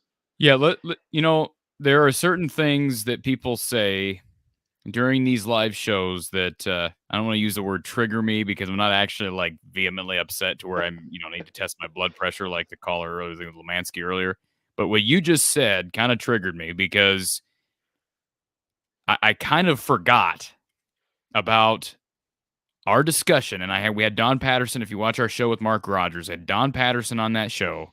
Mm-hmm. And I remember reacting to the live scrimmage that Iowa had in practice. Remember? And Yep. we I talked remember about you Spencer. asking. I remember you asking Coach Patterson these questions. Yeah, exactly. And I asked Brian. Listen, I asked Brian Ferentz that question at Media Day. I said, Brian, and people can go back and listen to that interview. I asked Brian, basically, can you tell us or what we saw at the open scrimmage? Is that reflective of what was happening in practice? In other words, was Spencer getting 80 to 90% of snaps against the ones in practice on a routine basis like he did in the open scrimmage? And, his answer, of course, was, no, these guys are getting, he didn't say equal snaps against equal competition, but that's what it should be. But what you just said triggered me because this is an indication to me, reinforcement that I have no doubt that they probably did go through practice through spring and through fall camp with Spencer getting 80 to 90% against the ones. I mean, because it didn't make any sense for them to go up in that open practice and do that. And Brian basically acted like, well, we weren't going to show the fans anything. What harm does it do? What harm is it to show the fans equal snaps against equal competition for all the quarterbacks? The only harm it would possibly do is it would look bad on your part if fans could evaluate it properly and you go with someone else like Spencer. That's the only way it could backfire. Yeah, no, it didn't make any sense right. for them to proceed through open practice that way, and they did it anyways. And I kind of forgot about it until you just brought it up. Oh, well, I apologize for that. No, I'm glad you said it. It just like a switch went on in my mind. Yeah. But there've been three real examples of the gaslighting this year. One was the quarterback thing. The second was that the Kirk Ferentz has claimed that that they trust both Petrus and Padilla, that they're really close. They both trust him to run the offense. And then it's like the reality, though, is that Petrus takes 100% of the snaps, even in garbage time, a la Jake Vandenberg in 2012, as one of the previous callers alluded to. And when they've been asked, well, would you consider a change if both can run the offense? Their rebuttal is what Brian said today. Well, what's the upside? They act like we're crazy for even suggesting it. Like there's no upside to playing a second quarterback. I looked at all the other teams that are bad at offense this year. We're the only team that's played one quarterback. Everyone else is trying new things to try and generate some kind of offense. That's what you do.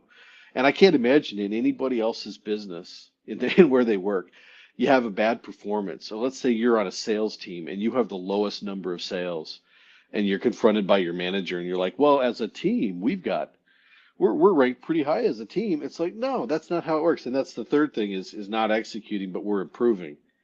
And the reality is that we're the worst offense in the country. We've been regressing for a couple of years.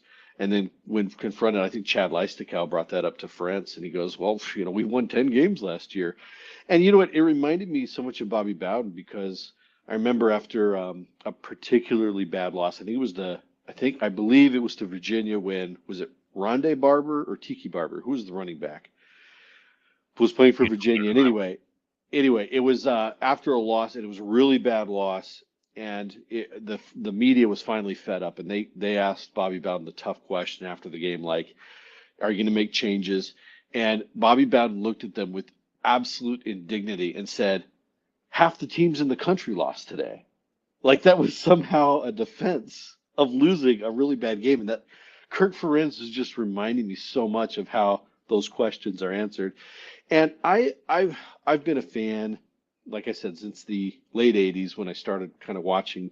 And I've been around for all of Ferentz's career. And I actually covered Iowa a little bit in college in the early 2000s when we were in our run of top 10 finishes 3 straight years with Scout.com. And I interviewed some football recruits under John Miller and Rob Howe. But mostly I was in Los Angeles, so I was mostly doing USC stuff.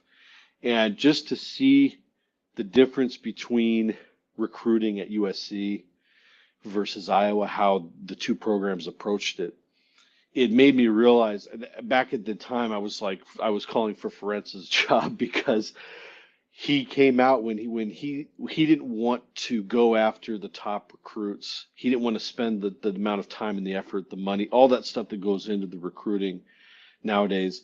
He was kind of behind the times in that. And I remember him giving a famous speech where he said, Iowa's not a place of beaches and oceans. We're just not a destination. And it was like he made the fans forget that just a couple of years before we had competed for Chris Leak, the #1 quarterback in the country. It came down to us versus Florida. And it was a big, his recruiting diary was in ESPN and all that stuff. And we ended up getting Drew Tate. And then a couple of years later, we got Jake Christensen, who was a 5-star guy. We had actually attracted some great big-time recruits. And then we went through a long period where, we were in the 30s, 40s, and 50s, in terms of team rankings and recruiting. And somehow Ferentz he's kind of, I guess, conned Iowa fans into believing two things. Number one, we're not a destination for top recruits, and we're never going to be. And number two is that part of the quote unquote Iowa way, it's this recipe for success that he has built that includes a slow plodding offense with, this ball control style offense, and that, Spencer Petras is kind of like the perfect type of quarterback for a system. And, I think for the most part, I've appreciated what Ferentz has done in this program. He certainly has created a program that we can all be proud of. But I think what has finally kind of tipped me over is this whole thing with Brian Ferentz and then just gaslighting us. We all know what's going on, and they're just standing up there acting like absolutely nothing is the problem. My only point, I guess, was just to say I feel very sad. I'm not angry as much as I am sad. I feel like this just has so much, reminds me of the end of the Bobby Bowden era. And I have a feeling that this is how we're going to remember Ferentz, is going down, kicking and screaming and pretending that nothing's wrong. So anyway, that's all I had to say is, it saddens me. I appreciate what Hawkeye Howard and other guys have had to say. And I don't know where it goes from here. I kind of disagree with you. I think Brian will be the OC next year and Petras will be the starting quarterback, because I don't know what better things that they would have going on than their deal right now. But I hope I'm wrong. I hope things change. I'm just assuming that someone, whether it be Brian, Kirk, Gary, donors, someone steps up and does something. That's what I'm assuming, that someone, because they're not all, there's going to be some people that don't, but I would hope that one of those, either groups of people or individuals will do something. I feel like it'll have to be Brian stepping down himself. I honestly do, because Ferentz is a stubborn guy. Ferentz has been this stubborn. I mean, go back. Here's a trivia question for you, Corey. Mm-hmm. When was the last time Ferentz fired a coach on his staff that he was friends with? That's a great question. Other than Doyle, and that was for other reasons. But he hasn't. He's never fired a coordinator. Yeah, that's a good question. I mean, I don't doubt your accuracy on that. And I'm sad for Brian too, because he was a great player for us, great player, and he's not gonna be remembered well. So, well, I appreciate your call, Micah, and I think what you said, I can tell from the chat, resonating with a lot of people. So I appreciate your perspective. Okay, thanks, Corey. Have a good night. Appreciate it, sir. All right. Murder Blaze, who's on hold, please tell me in the private chat what your name is and where you're calling from, so I know who I'm talking to before I put you on the air. Again, please let me know, Murder Blaze, if you're waiting to come on here, where you are and where you're calling from. Two things: your name and where you're calling from. Let's get Vincent added in here. Vincent, you've been on hold a long time. Welcome to the show, sir. Yeah, I'm a loyal Hawkeye homer, Corey. I think you kind of know me by now. I'm not just gonna duck off that quick, but I know you're wrapping up. Real quick before you go on, Vincent, the callers have been bringing it tonight. Oh yeah, I've listened to everybody, and everybody's making great points. As far as one thing that stands out to me is that I completely agree with, and I hope does happen, is I do hope that Brian's got the integrity to step down himself as a coach, realizing he's just not getting the job done. But I don't know. I don't foresee it happening, but I hope he does. Yeah, I that's kind of what I guess. Again, just knowing that he had looked around to maybe leave during this past off season. Boy, now if he was concerned about his dad's legacy last year, he's even more concerned now. Yeah, one of the previous callers, I think maybe it was Ryan or somebody else, brought up the point of Brian ruining Kirk's legacy, but Kirk has a hand in that as well. We can't let him. He's ruining himself. Right. It's not a matter. I'm not saying he's ruining it. I'm saying he's doing it himself. Yes. He's doing whatever he's doing. If he's in the process of starting to tarnish that legacy, and look, the legacy was tarnished in 2020 with some of the offseason issues. Right. I think it was tarnished when he promoted Brian to be the OC. It was tarnished when he promoted him as the QB's coach. But now, as you continue, here's where the damage could be done, and he's still got an opportunity to make a decision. I mean, imagine if Kirk were to relieve his son of his duties. I mean, that may not go over well in the Ferentz household, but a lot of fans would be applauding Kirk's decision, and that would help Kirk's legacy. And honestly, Brian will be okay. Does he need the money? I mean, I think he can. Again, assuming the lawsuit doesn't hang over Brian's head for years, I don't think it will. I think eventually it will get a resolution there.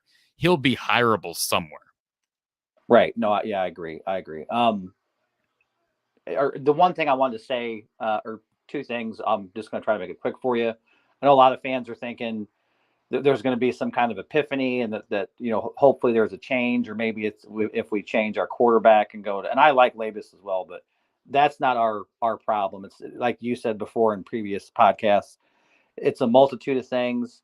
It's not going to be one specific thing. There has to be a change at OC. There's no other remedy. Absolutely none. Nothing else is going to fix our problem besides changing who our offensive coordinator is, and Kirk kind of pulling his head out of the proverbial what to make sure that he's getting that job done, because he's making him and that's the most disheartening thing, is you have a head coach who is revered throughout the state of Iowa for what he's done for the Iowa Hawkeyes, and yet this is the culmination. This is really the lasting impression that you're going to leave with fans is this kind of or just this picture of what's going on with your offense and how you went from at least the last 20 years of having a workable offense to this. I mean, this is really that's the most baffling part to me. But the thing I wanted to say is, a lot of folks are thinking that there's going to be or hopefully there's going to be a change. There's going to be some kind of resolution. It's not going to happen. Kirk's not going to fire. I don't foresee him ever relieving Brian of his duties. But here's what I see happening is, at some point, and this is throughout college football or the landscape of college football, boosters and administrators are eventually going to step in, regardless of how much pull and weight KF has behind him. At some point, somebody's going to make a decision, whether it's boosters putting pressure on the Iowa administration or the Iowa administration themselves saying, look, we've just had enough. And I feel at some point that's going to happen. That's the only resolution that I see at this juncture, because I don't see, unless Brian just steps down himself, somebody else or boosters are going to step in and say, look, we can't take this crap anymore. We can't. And if you've seen it other places, TCU, I'm having a brain fart right now, where prominent coaches have been. It's happened elsewhere. And I'll turn it over to you, Corey. I just know that, Vincent, there are examples. I can tell you, I'm not going to say who these people are, but I know personally of examples of big donors who are very, very unhappy right now and have voiced their frustrations to the university. So that you're right. I mean, that's just common sense, right? If we're unhappy, the people who are giving money are eventually going to be even more unhappy. So you're right that there will be a resolution eventually. If somehow every level of, because the whole theme of this show was what is the theme of this show? who takes ownership, right? Who takes ownership? That's the theme of the show. And honestly, it does. It starts with, it's not Spencer Petras. I mean, it starts with Brian Ferentz, and if he fails to take ownership, then it goes to Kirk, and he's obviously failing right now to. And I'm not saying he doesn't ownership. What I mean by ownership, I'm not saying you're saying, well, I'm accountable. The buck stops with me. We've heard people say that. No, who's going to actually step up and make a change. And you can maybe argue that Kirk isn't allowing Brian to make changes. I don't buy that for a second, but I know some people have thrown that out there. So if it's not Brian, then it's Kirk. If it's not Kirk, then it's Gary. And if it's not Gary, it's the board of regents and the president. And look, if nobody's willing to make changes there from an administration level, then yeah, it comes down to donors, and they will eventually stop. And there will be season ticket holders. If this continues, there will be season ticket holders, plenty of season ticket holders that will not come to games and not renew. I think the fear from fans is that may take some time, and they're afraid that this could go on for a couple more years because of the immunity that Kirk has built up. How much does that affect how the administration deals with his son? And that's the problem with nepotism. Yeah, and the boosters have way more of an effect than some people might realize. But the biggest, or the most obvious thing that's out there is when everybody else sees it and the fan base sees it, and yes, as well as the boosters see it, and then administration and the president sees it, but yet your own head coach is so dead set in his ways that he can't make a change to save his own rear end.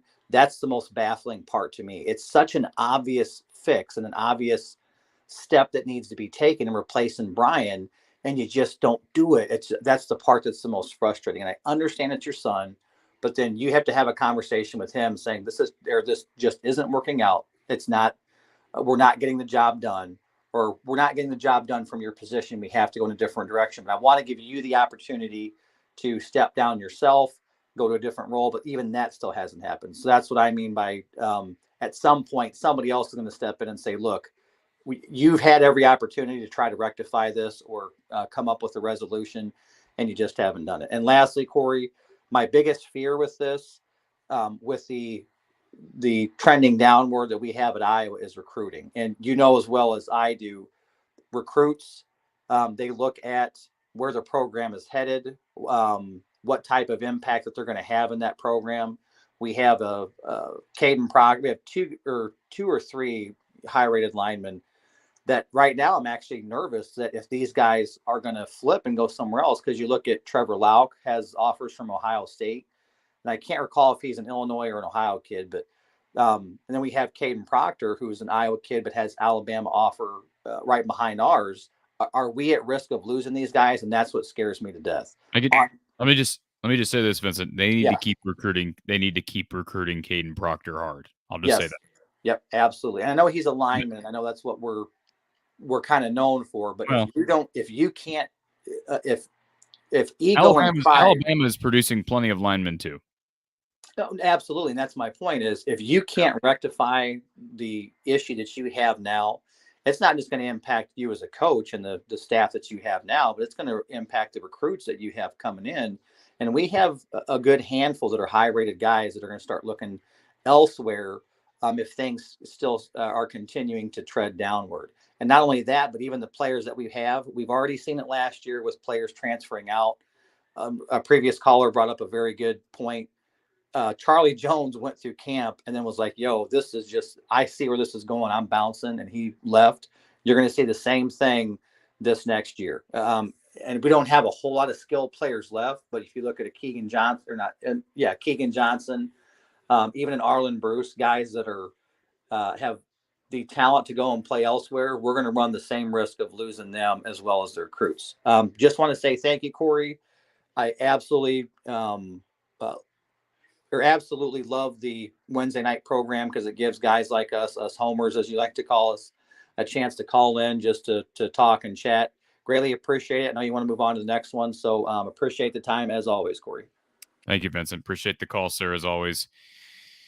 And again, callers, you guys have brought it this evening, and I appreciate everybody who has been here throughout the show. And I've been teasing this special announcement for a while now. We do have Murder Blaze and Ben, who's been in the chat. Let's get to Murder Blaze, who's been waiting on hold for a while. How's it going, sir? Hey, can you hear me? I can. Okay. All right. I had a couple of things that I wanted to ask. I don't know if you're... What's your name and where are you calling from, sir? My name is Aegis. I'm calling from California. I'm an Ohio State fan. I'm from Ohio, but I'm stationed out here in California. So. Okay. All right. So I don't know if you remember yesterday, I think it was on the Mark Rogers show. I left a couple of super chats, but I couldn't really uh, express my opinion fully because there's limited characters and whatnot. But what I brought up yesterday was is Spencer Petras the problem, or is Brian Ferentz, who is the OC and QB coach, the one that's ruined the QB room? Essentially, I think that regardless of who you put in, I think that he's done a poor job at developing those QBs. So regardless of who he puts in, I feel like the product's still going to be the same because he's not done his job.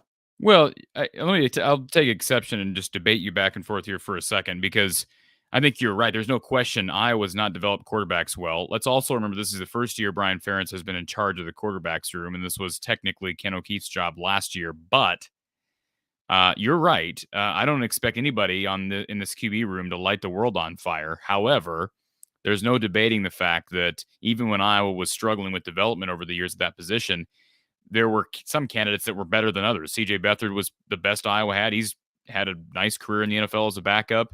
Obviously Ricky Stanzi we're going back a ways, but he was really productive in 2009 and 2010, although he struggled with picks in 2009.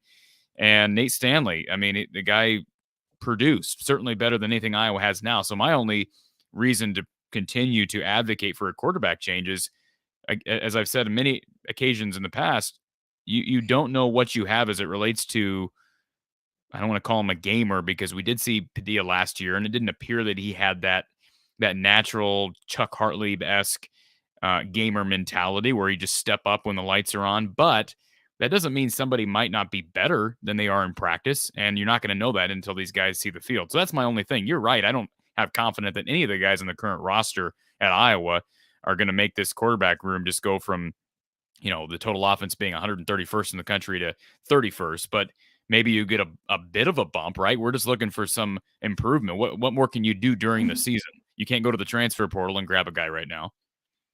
I mean, yeah, that's right, and that's understandable. Like, I can understand that. I was just mulling it around because a lot of people are going after Spencer Petras, and it's not like he's making the choice out there. And then obviously he is what he is, and I know there's been a lot of talk about him whether or not he's going to come back next year. I don't think that's in his cards at all. I feel like he's done at this point because he sees all the vitriol and whatnot on social media. He's on social media, so he's going to see it. He's going to see all the hate, all the backlash, and all that.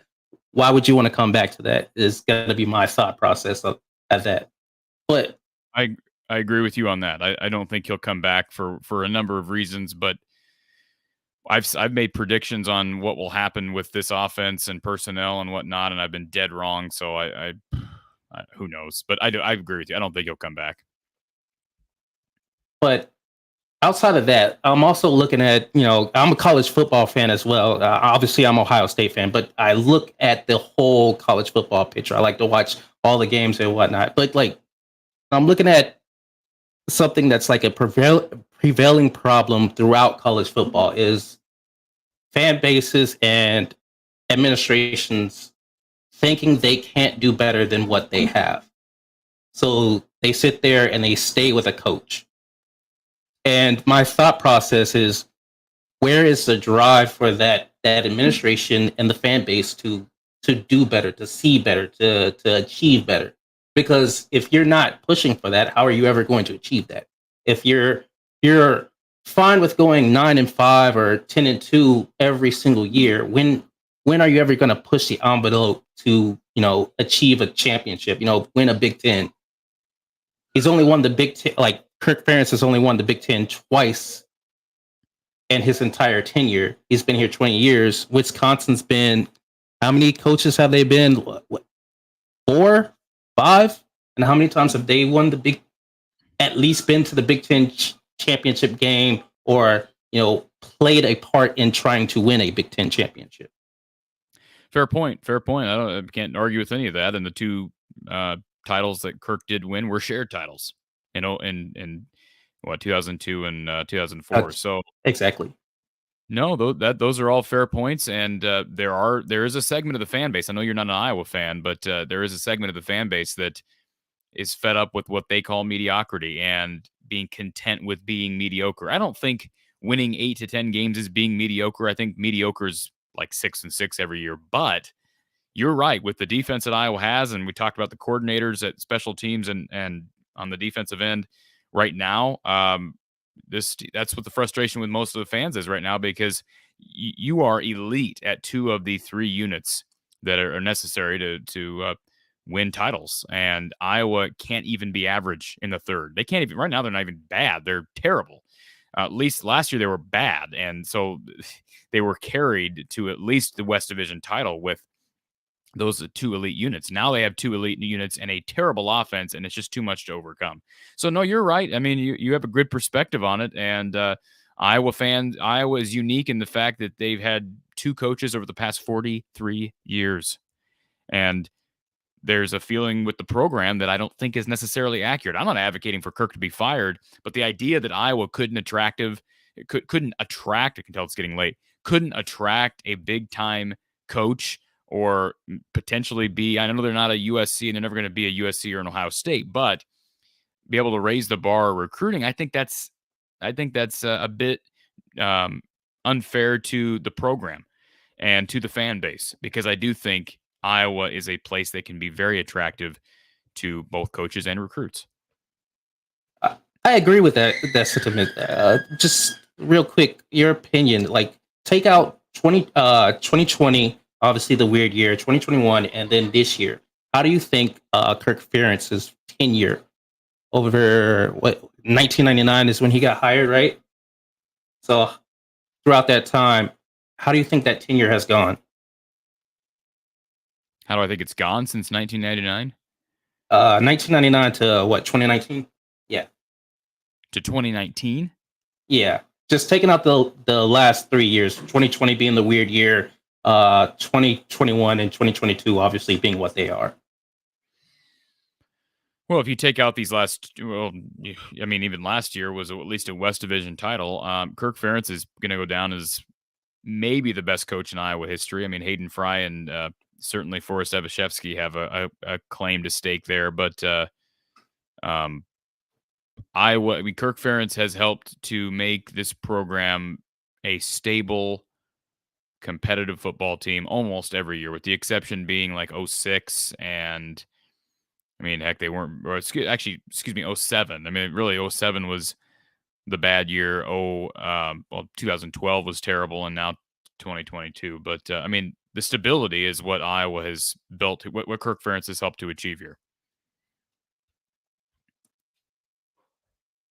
Do you think that? Well, I mean, we already discussed this, so there's no point in asking that question. I think I got the answer on that. I don't know. To me, I feel like. I'm seeing like multiple years of 6-6, 9-4, 12-2. Like, okay, it's been up and down to me, and I feel like at some point it's like we can do better. I understand. And a lot of people also with especially if the recruiting's an issue, because we have schools that have significantly high academic standards than any one of our schools, and those schools are finding ways to get it done and put a presentable product on the field every year. They may not be winning the championship every year, but they're competing for it. They're right there, maybe one year, and they'll refresh and try to get back there the next year and whatnot. But it seems like it's hills and valleys with Iowa.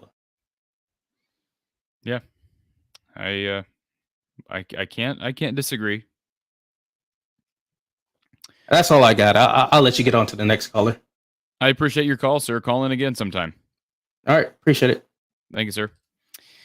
All right, let's add Ben, who's been patiently waiting. Ben, I know you're a Michigan fan, but you've been apparently you like the show because you've been on hold for quite some time. Welcome to the show.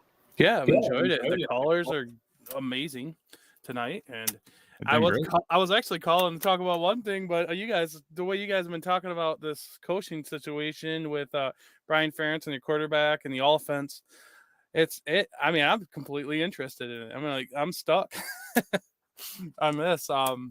One thing my opinion from a Michigan standpoint, and from a, not from an, I can look at it without the emotion that Iowa, and I love Iowa fans. Actually, Iowa fans, they tend to be the more realistic fans, to me, in my opinion, at least from what I've seen, than most other fan bases.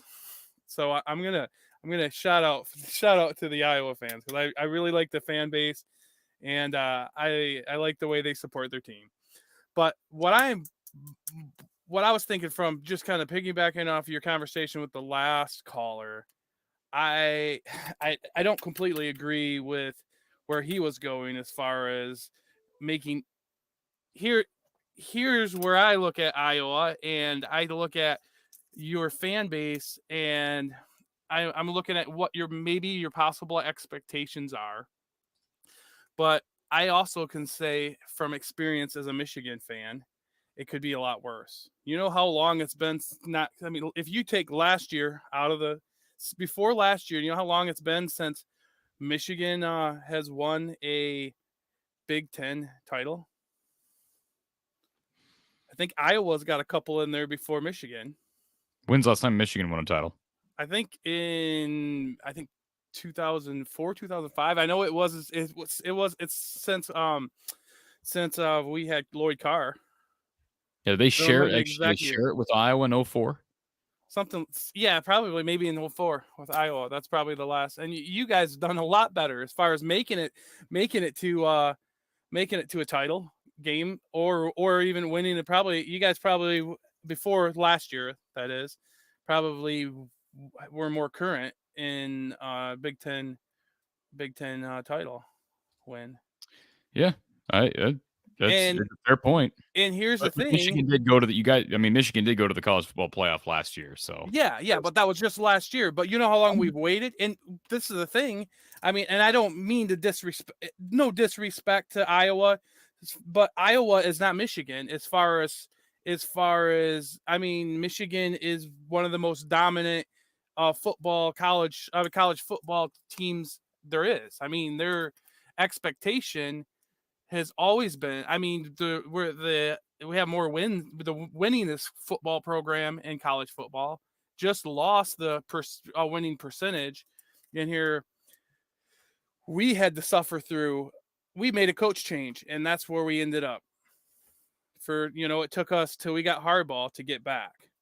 You're not the only. I don't agree with what it's saying, because you can fall. And one thing I like about Iowa is you guys have a identity with Kirk Ferentz. You guys have a defense of identity that you could lose if you switch coaches. So I don't for a second disagree with you that I've never advocated for Kirk Ferentz to be fired, but you have to admit that the situations are different. I had this discussion with a different Michigan fan the other day. The situation is different because Lloyd Carr's downfall was not nepotism. Mm-hmm. Yeah. And that's exactly what Kirk's downfall is. The issue is now the direction of the program is in a very, it's a very dangerous position. I produced a video a few weeks ago on this. I mean, they're in a dangerous position because Kirk is left with few options. It's not an easy change to bring in somebody who's an offensive mind, because what do you do with your son who you've promoted from within?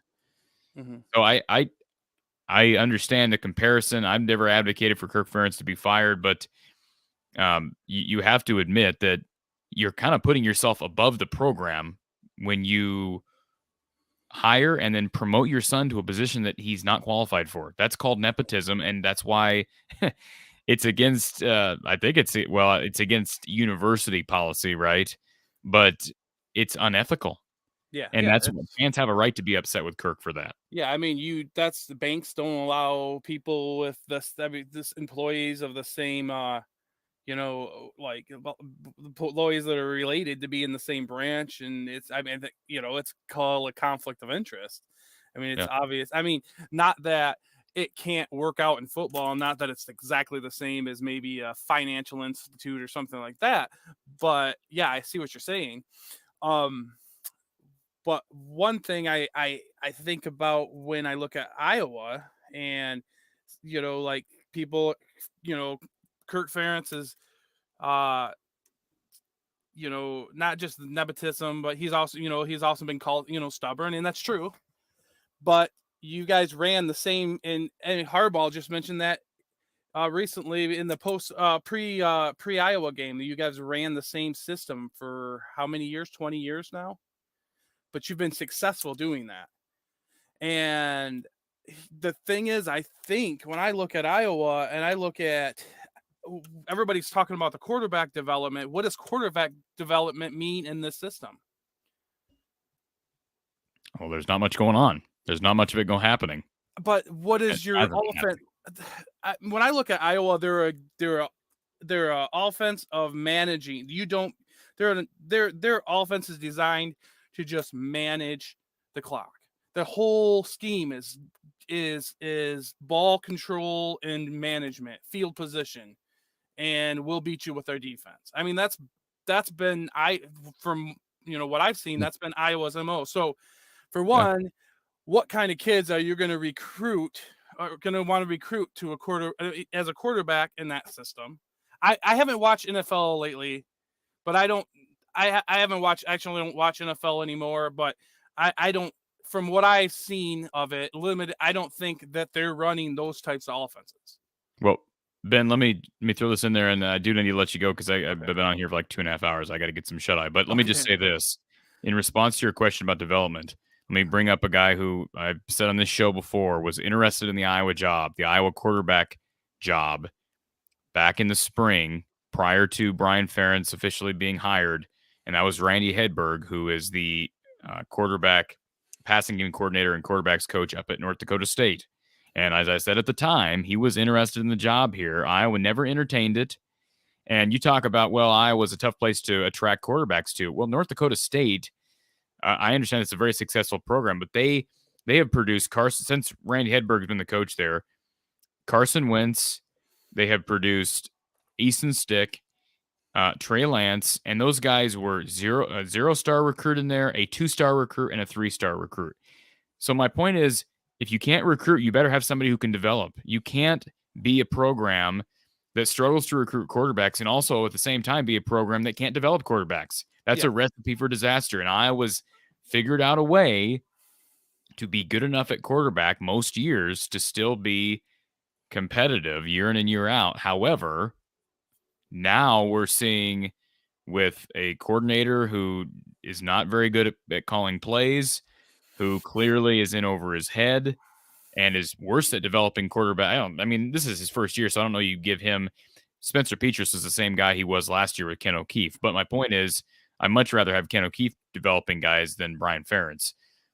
You can't have those two things together, or you're brewing up a recipe for disaster. And better be fortunate that you've had the defense and special teams units you've had for so many years under multiple coordinators, because it's that's the point. So you need to go get somebody like Randy Hedberg who can develop your guys. If you're gonna go with this system with game managers at quarterback, and you're gonna struggle to recruit the big names, then get somebody who can develop them into NFL talent like Randy Hedberg.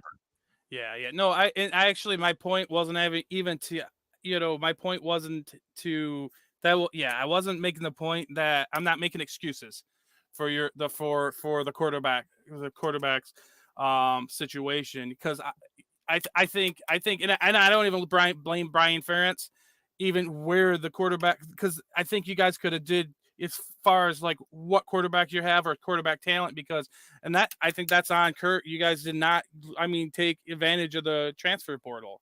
And I don't think that mentality is there. And maybe they will learn from it this season, but they're not quick to change, and they've proved that, but that's the identity there. And that's kind of the point that I was making, and that's where I was kind of getting. And I'm just going to before I'm just gonna kind of try to wrap up as quick as I can. What I was, I what do you foresee for a change for Iowa? Do you? Because I don't think you see Brian Ferentz going anywhere without Kirk stepping down or Kirk retiring. If there's pressure on Kirk to get to fire Brian or demote Brian, I think you've mentioned it before. I think you think Kirk's gonna would retire. Do you?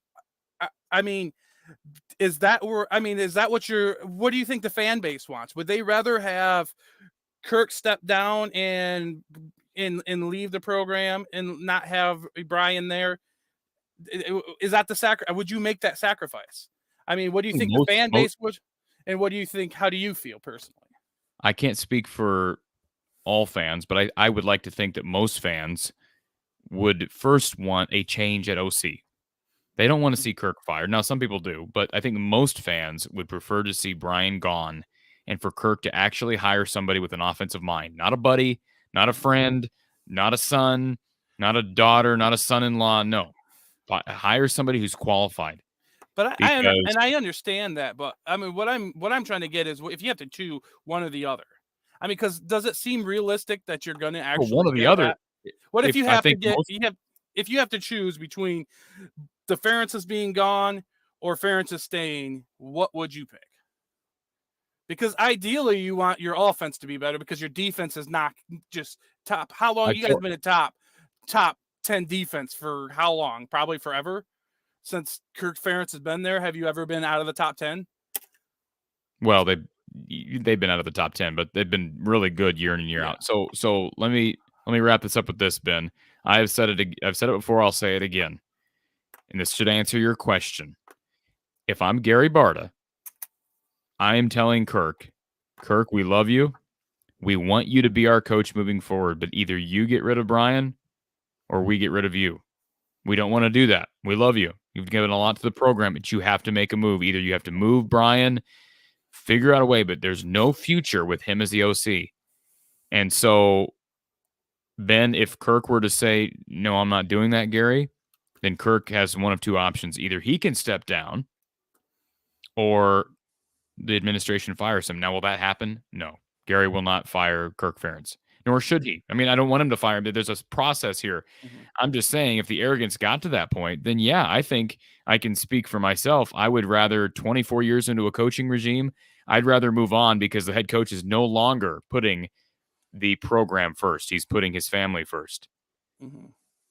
So when I look at it like, so if that does happen, you guys could end up in a worse situation than just keeping him and Ferentz. Okay. And so are you willing to take that chance too? 3-3 this year. They're the worst. They have the worst offense in the country. They're 3-3. They have the worst offense in the country. So you don't know how bad it could get. It could get worse. It could get worse. Yeah, it could get better too. Worse than 131. But I'm just saying results on the field can get worse. Yes, because they had a weak schedule last year, and the Big Ten West is down right now. What happens when the Big Ten West gets better and you have a tough schedule? They're 3-3 this year with a game against Ohio State on the docket. So. Yeah. I would have loved to have this conversation with you earlier, and I know you got to get. I know you're. It's late, but yeah, I mean I understand. I just when I look at it, I can look at it on emotionally, but I also look at it from the standpoint of it. It's not always the best situation to. I don't see the situation being the best of both worlds. What I think Iowa fans would want it to be. I don't see it being that way, and I don't think that's a realistic way of looking at it. I don't see Brian going anywhere, or if he does, I see Kirk going there going too. I appreciate your perspective, Ben. All right, man. I'll catch you later. Anyways, it was nice talking to you, Corey. Have a good night, man. Appreciate it, sir. You too. All right, folks. I've been teasing this special announcement for long enough, and we've got some rapid fire questions in the chat, and I'm going to be making this announcement, I promise, in just moments. Our final brief commercial break, and then a special announcement here about programming the future here from the Hawkeye of the Storm involving, you guessed it, men's basketball. We'll be right back. You may have heard of the real-life Hawkeye man cave known as Kinnick Under the Kitchen. Well, after lots of hard work, there's not much space left to paint, but the walls are exploding out for public consumption. Under the Kitchen is proud to announce that you can now purchase exclusive prints of some of your favorite Hawkeye legends, including wrestling great Spencer Lee, football players Arlen Bruce, Riley Moss, and Tavian Banks, plus an all-in-one Murray family legacy print featuring Keegan, Chris, and Kenyon Murray himself. Signed and unsigned prints are available, making the perfect collectible or gift for any Hawkeye enthusiast. For more information on purchasing one of these outstanding Hawkeye prints, visit Under the Kitchen on Facebook. That's Under the Kitchen on Facebook.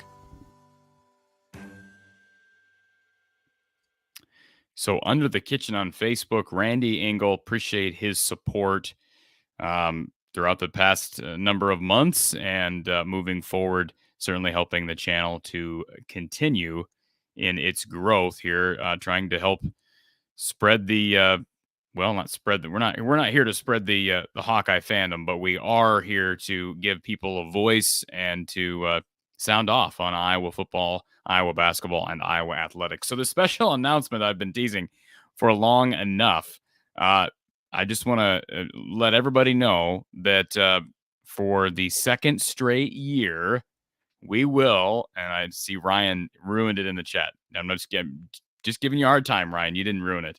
For the second straight year, we'll be joined by Coach Gary Close for the 2022-2023 men's basketball season. I am ecstatic about this news, and I know maybe some people assume this was going to happen, but this was not an assumption on my part.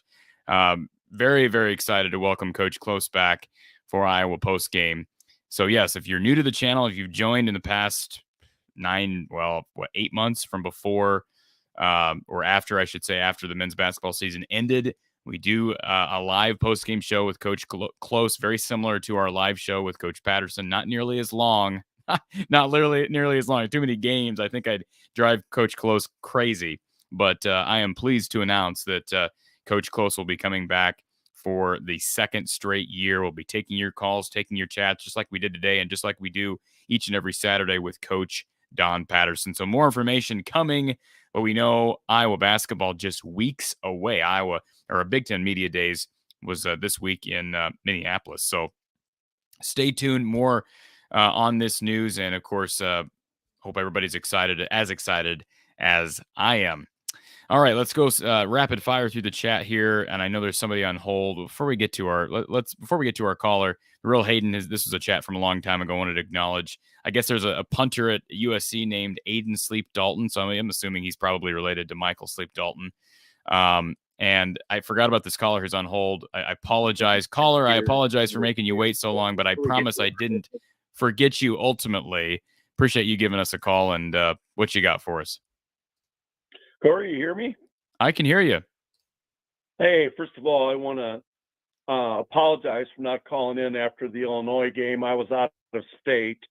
I watched the Iowa game, and when I got back home, I went to sleep. I got up at 5:30 in the morning and watched the show and saw that you and Don Patterson were attempting an all-nighter. And It looks like you're doing the same thing this evening, so I'll try to be brief. You're good. I'll try to stay with the topic here. But first of all, I want to thank you for quizzing Don Patterson. You were attempting to ask him the same thing I had told you about contingency plans, and we saw it. I saw you exchanging with Don, going back and forth, trying to get him to answer it, but he didn't. Which question are you talking about? I had told you about Brian's inability to do contingency planning, which means, preparing for certain situations on a field. We saw it with the goal line offense, where they had a 4th down and 3 to go to score, and they failed. That's because they didn't have any contingency plans prepared for that situation. When I'm talking about contingency plans, I'm talking about creating an offense for that situation. I would go to a wishbone and I'd have Jack Campbell on offense. You got to plan for this kind of stuff. And then if you have Iowa was backed up on the goal line, if you recall, they had a punt deep out of their end zone. They didn't have a contingency plan for that. what I mean by that is you have 5 plays, that your offense practices for that situation, and those people go in, and you have names for that. That didn't happen in the Illinois game. We saw it. And then we had the ball where we needed to maintain control. They did make an effort, which surprised me, to attempt the field goal, even though they missed it. So they got within field goal range, and that's rare. Normally, Iowa will kneel down and just go in the locker room. And so I was pretty stunned that you had the wherewithal to ask Don, and I couldn't call in after the game, or I would have called in and talked to him about that. And that's what I see as the main problem. But tonight, the topic is who takes ownership. And in my opinion, the ownership for the football team is Kirk. That's obvious.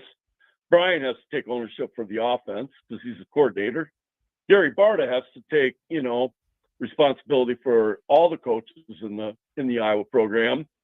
And I think that there's 2 other people that really need to be involved, and that's the Iowa Board of Regents and the university president. And then the 5th, I would say, is the Iowa legislature. And I believe those 5 people need to take ownership. And I do believe there needs to be some sort of law passed against the university hiring family and preventing nepotism from occurring. And it's not just Kirk. I was upset when Todd Lickladder, gave a scholarship to his son, and I don't think he could have played at my high school. That's my opinion. I don't like that Connor and Patrick are scholarship players on the basketball team. I didn't like it with Kirk having Brian and James on the team and getting the first scholarships. These guys make enough money that as walk-ons, that would have really been good, considering Kirk's always bragging about the walk-ons at Iowa. Well, there's other kids that, probably should have gotten a scholarship. You don't give them to your kid. And even with Brands and the wrestling program, and I've heard other, other coaches that have this going on. So that's who I think needs to take ownership. And I just think that nepotistic practice needs to stop because it's really hurting Iowa athletics overall. And that's it. Yeah. I mean, that's all good. I may not totally agree with you on the whole giving scholarships. Like Patrick and Connor are good enough to have scholarships. Can we agree on that? I get it. I don't say they shouldn't be playing for Iowa. I just say they wouldn't be guys that I'd put on scholarships. I get you. Because look, Corey, we had other guys in Iowa that were very good that didn't come to Iowa because they didn't think they were going to get playing time because the coach's kids are on the team. And Joe Toussaint, has transferred, did the transfer portal immediately after Connor announced he was coming back. I just don't think that's healthy for Iowa basketball. I don't think that's good for the University of Iowa. Well, I appreciate you calling in, and I'm not trying to argue with you. I don't agree with you on that because Joe Toussaint was best friends with Patrick McCaffrey. So I really don't think. Yeah, no, I don't have a problem with that. But Joe Toussaint left because of. Why he left. I don't know. Yeah, I get what you're saying. I do think there's an aspect of a scholarship is a sign of it is an accomplishment, right, in and of itself. And so. Oh yeah, I mean. Corey, Connor was a great player at West Hyde. So was Patrick. And I'm not saying they're not qualified to be on the Iowa team. I'm just saying I wouldn't be offering a scholarship when I'm the head coach and I make that kind of money and have other players be passed over that maybe are as good or better. That's all. I understand. Think it's a good practice. No, I understand where you're coming from. Notre Dame, I knew Kevin White well. And when he was AD at Notre Dame, his idea was, they had coaches there and coaches' sons, and most of them encouraged them to play for someone else. There were some that did, and there were some that didn't, but they didn't give them scholarships. They weren't the first people he offered and gave a scholarship to. So that, I just think that's kind of wrong to give your son, I think Brian was the first guy that was, committed, and I get that. But there's been other people. I heard rumors about some of the Solon kids. I don't want to get into that on this program, but their fathers were in their athletic department or whatever, and they were they were selected, and other players were passed over that they were recruiting, and so that's kind of bad. I think I get it. They want to play where they're they want to play at Iowa. I get that. That's great. But, just giving them a scholarship. There's some sort of policy about athletic department kids, coaches' kids, getting scholarships at Iowa. I mean, if they want to go to a different school and get a scholarship, great. But I don't think they should be given a scholarship to play. That's just it. I respect your opinion, sir, and I do appreciate you giving me a call. And feel free to call in anytime, especially when Coach Patterson's here. Yeah, I will do that. I wanted to, but I didn't have your phone number, and I was out of state. And when I got back, I listened, and you went late, and you're going late again. So I'll let you get some sleep. Well, I appreciate it, sir, and we'll talk again soon. See you, Corey. All right, have a great night, sir.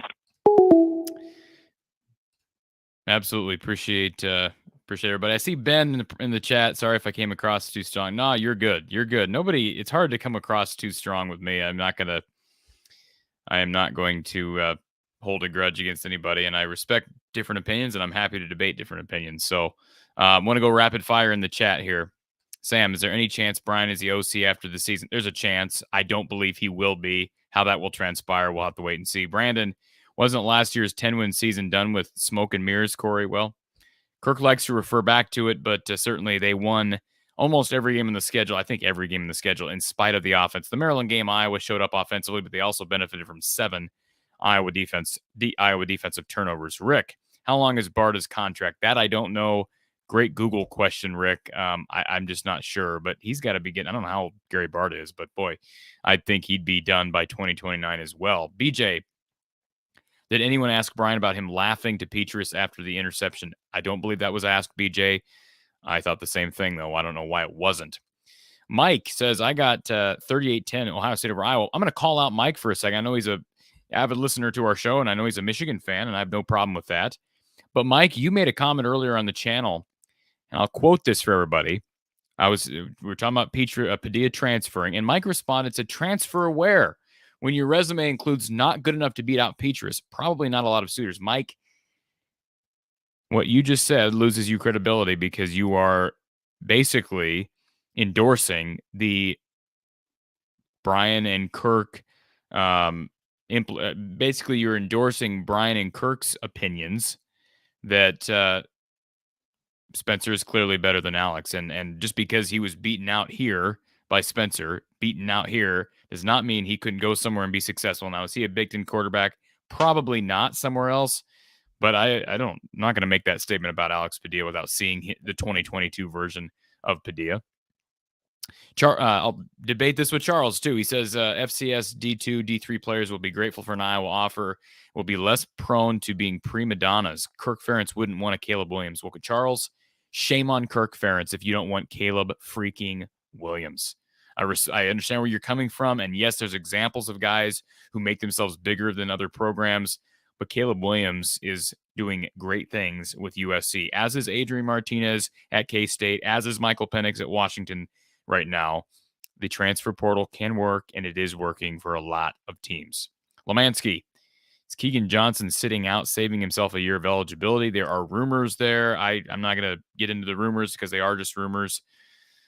I just hope we'll see Keegan again this year. That's all I can say. Joshua, opinion on what's the upside to starting Alex Padilla? Well, it was a bad PR move by Brian, and I will not be shocked to see Alex leave. How much does Alex desire to be a starting quarterback? We'll find that out here in the coming months. Michael, Keegan Johnson, we addressed that. Jeffrey, you're not a premium subscriber. He's talking about the perks of being a premium YouTube member. One of the perks is Corey will personally massage your feet. That's not the case. Don't trust him in this. No, that's not the case. I'm not massaging anybody's feet. But become a premium subscriber, hit the join button. And Jeffrey, I'm waiting for you to hit that join button. Jeff says, is it possible the change for next year will not include dismissing Kirk or Brian, but to send the message that they would not accept Spencer back and that Alex is not in their plans either, possibly the portal? I think Brian is gone, Jeff. I've said that one way or the other. I think he will not be returning as the OC. Maybe he gets demoted to a different position, but obviously some things would have to happen there personnel-wise.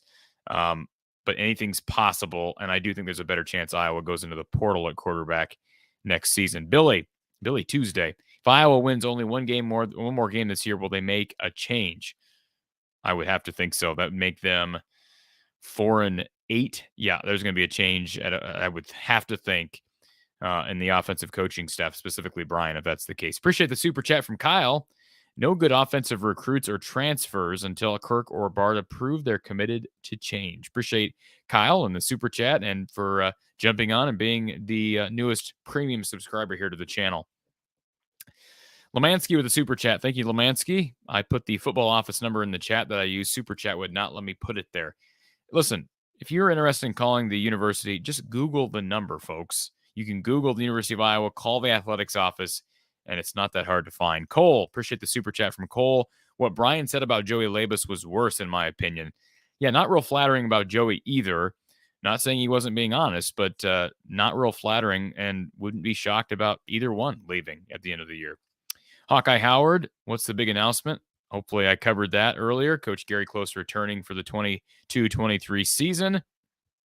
Bear Wolf Uncle says, this is a good question. Great question from Bear Wolf Uncle. Who would you want or can be the interim OC QB's coach if Brian Ferentz got fired? Number one on the list, even though I'm not saying I want him to be the full-time OC moving forward, but the logical choice here, right? Anyone? Want to take a shot? Who's the most logical choice to serve as the interim in the crazy case that Brian Ferentz gets relieved of his duties during the season? Anybody want to take a stab at this? To me, it's overwhelmingly obvious. Anybody in the chat? Anybody at all? Clock's ticking. I'm not saying anything. All right. It's Ken O'Keefe. It's Ken O'Keefe. The guy is still being paid. The guy is still being paid. We forget this. He was the OC for how long? He literally was coaching quarterbacks last year. It's Ken O'Keefe. You bring him back as the OC on an interim basis, and you move forward. I mean, look, they would have Bud Myers there. I mean, heck, Don Patterson would do it. That'd probably be their best option, but they won't do that. They will not bring Don back. But Ken O'Keefe is the logical choice. Phil Parker's pa. Could you ask Brian Ferentz why he's so arrogant?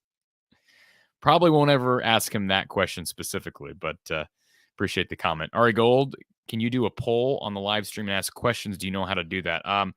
Not sure. I'll look into that, though. I saw you ask that earlier, Ari Gold, so I will look into that. All right. I think we're all caught up. Reminder to follow me on Twitter, @FromTheHawkeye on Twitter. You can also like the Facebook page, From the Hawkeye of the Storm on Facebook.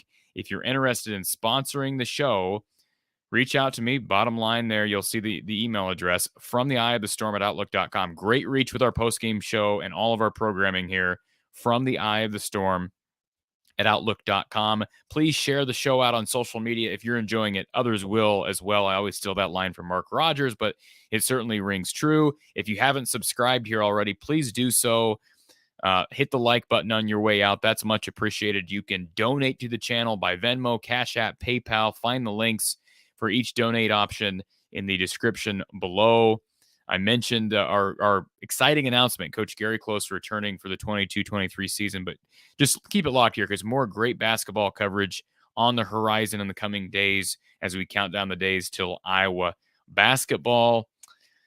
Seeing if I missed anything else. Of course, if you want to become a premium member, I've been talking about that relentlessly. Hit the join button and you can see some perks and you're supporting the channel. That's just one more outlet you have to be able to support the channel. So again, appreciate everybody who's jumped on to be a premium subscriber. No post-game show this Saturday, of course, because there's no Iowa game. But stick right here because we'll have regular programming through the bye week, through the weekend, and into next week. The next time I will be live will be with, I believe, unless we have a spontaneous show this weekend, which I don't expect. Next time I'll be live will be with the Voice of College Football, Mark Rogers, over at Iowa Football at the Voice of College Football on YouTube, 4:30 p.m. Central Time on Tuesday. myself and Mark Rogers, as we are each and every week, and plan on Hawkeye Hangout again next week. Appreciate everybody being here from the Hawkeye of the Storm as we approach the 3-hour mark. Appreciate our sponsors, all of our premium members, all of our subscribers, and all those Hawkeye fans, all you Hawkeye fans out there that continue to bite the bullet and stay loyal to the black and gold. We'll talk to you soon.